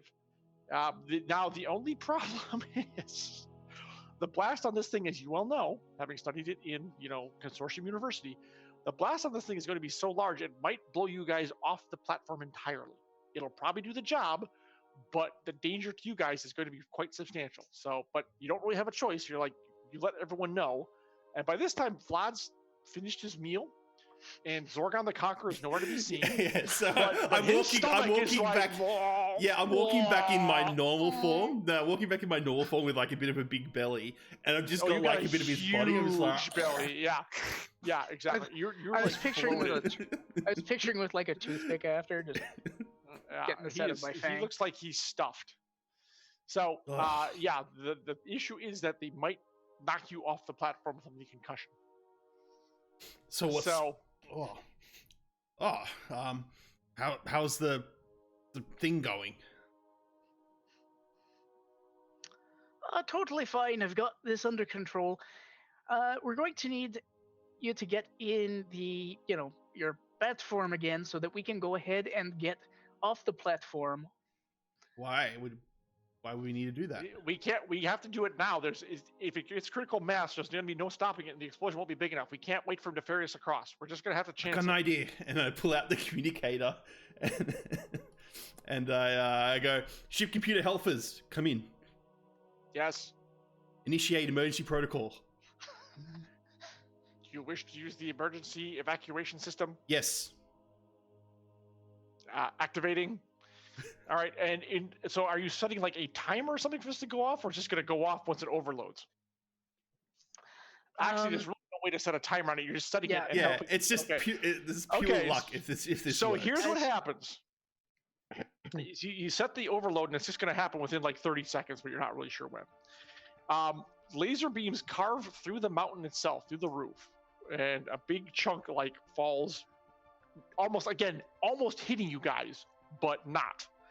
And lo and behold, this huge freaking skyhook like thing comes down through the hole next to you. Good luck. I hope your heads do not come apart from your bodies. And you could all like grab a tine basically and hold on for dear life. Well, before that happened, I was anticipating Riggs grabbing the shielding device, slapping it on himself, and then activating it so he was actually, relatively shielded okay. Well, that would work too, but it would, I mean, whether you don't know, that would protect you from being blown off the column and landing on the ground, which is like easily 100 feet below. Also, but that's a good idea. That's a good idea, though. Yeah. The other thing was, does that shield contain an air pocket? Maybe. You're not really sure about Zergonian technology, so you wouldn't be able to tell. Okay, You fair. think so, but you're not sure. So I assume everyone's scrambling to get on this skyhook thingy. Yep. Yeah. Okay, and yes, it starts reeling you up as below you the explosion goes off with a big shattering of, crackling and everything, and there's this kind of wave of energy goes kind of throughout the cavern. And as you look below, when it's all said and done, it seems like the rift has been indeed, in the vein of all great B-science movies everywhere, the explosion has somehow managed to knock out the activation, or the rift is gone. So you have accomplished your mission. Zorgon the Conqueror is completely gone and being digested in Vlad's stomach, and you have all saved the universe. So there you go. Mission accomplished, gentlemen. Congratulations. And you guys enjoyed a like few seconds of being like in in space with no kind of protection. So Well, actually, so the ship is not that cruel. Helfers would have actually had you land back outside. He'd take the hook and you'd land outside. Oh yeah, back that's on right. the You could do ground. that Yeah. instead of pulling it Yeah, back I to the mean, ship. I was thinking, right. I'd like Total That Recall would style. be really, really harsh. Yeah, exactly. It's not. It's That's not why. that. It's not that That's why I asked. Does it have an air pocket? pocket. Yep. Well, Riggs, you'll have to find out another way because that was not finding out today. There you go. So Jason, what are you doing now that you know you have a child? Just out of curiosity, in our Coda wrap up, what are you going to do with Marie and your son, Ebenezer? Never talk to them again. So in true James T. Kirk fashion, he gets the hell out of there. You're back on the SS overcompensation, and all of you are like, freeze with laughter as you share some sort of joke that rounds out the end of the show. Yeah. All right, gentlemen. And all records say that Zargon died in the explosion and didn't get devoured by exactly. species. Well, Zargon, yeah, presumed missing and killed in the explosion is how the official report goes down. That is correct. Yep. All right, folks, that was Lasers and Feelings. Great work by everyone here. That was delightful. Yeah, a lot of fun. I love this game and the honey heist. Like they're just so simple and stupid. It's great. So thank you all for those who showed up for our impromptu session. Yes, very good work by everyone. Thanks very much.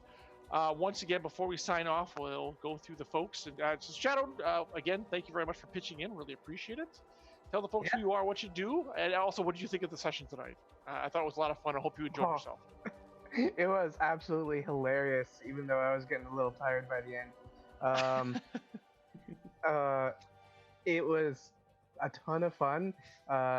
So thanks to you guys for letting me join in, and it was my pleasure to be able to join in and let you guys have enough players to be able to do this.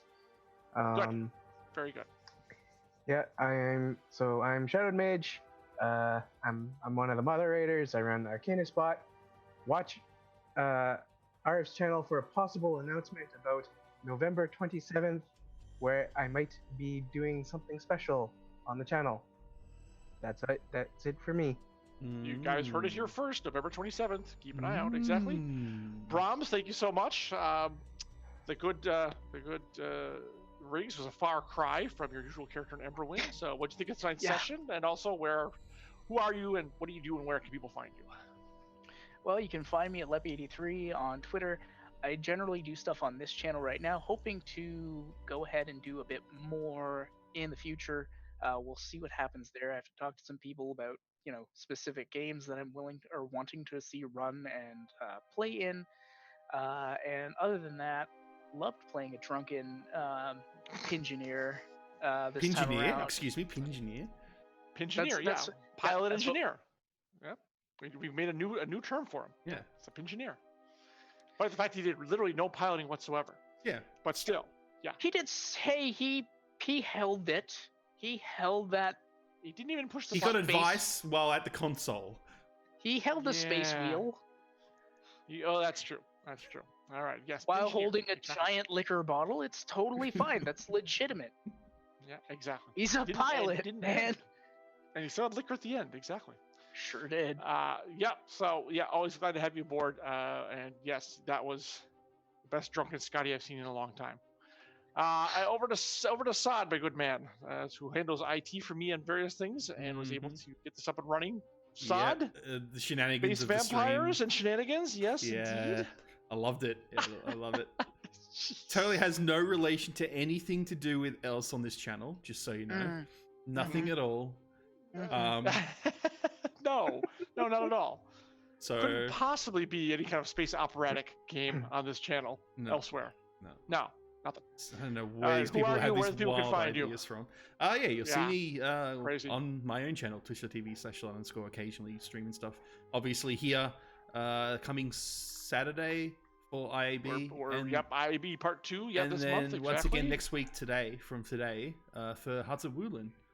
And indeed, and we will figure out what's happening with hopefully Emberwind session at least once this Yeah, month. I couldn't do figure that out- I'll period, get so the- we may try and reschedule, but we'll see. It's one of Yeah, I will those. get the word out to Arv as soon as I have it locked down as to when that's going to happen. Yeah. And I myself, John Helfers, Radio Johnny Panda. Thanks everyone in chat who showed up for Emberwind / Emberlasers and Feelingwinds. It was a lot of fun. You guys were great. This was awesome. Arv, thanks so much for hosting it as always. Until next time, folks, we are going to be out of here. So thanks again and good night. Bye, everybody.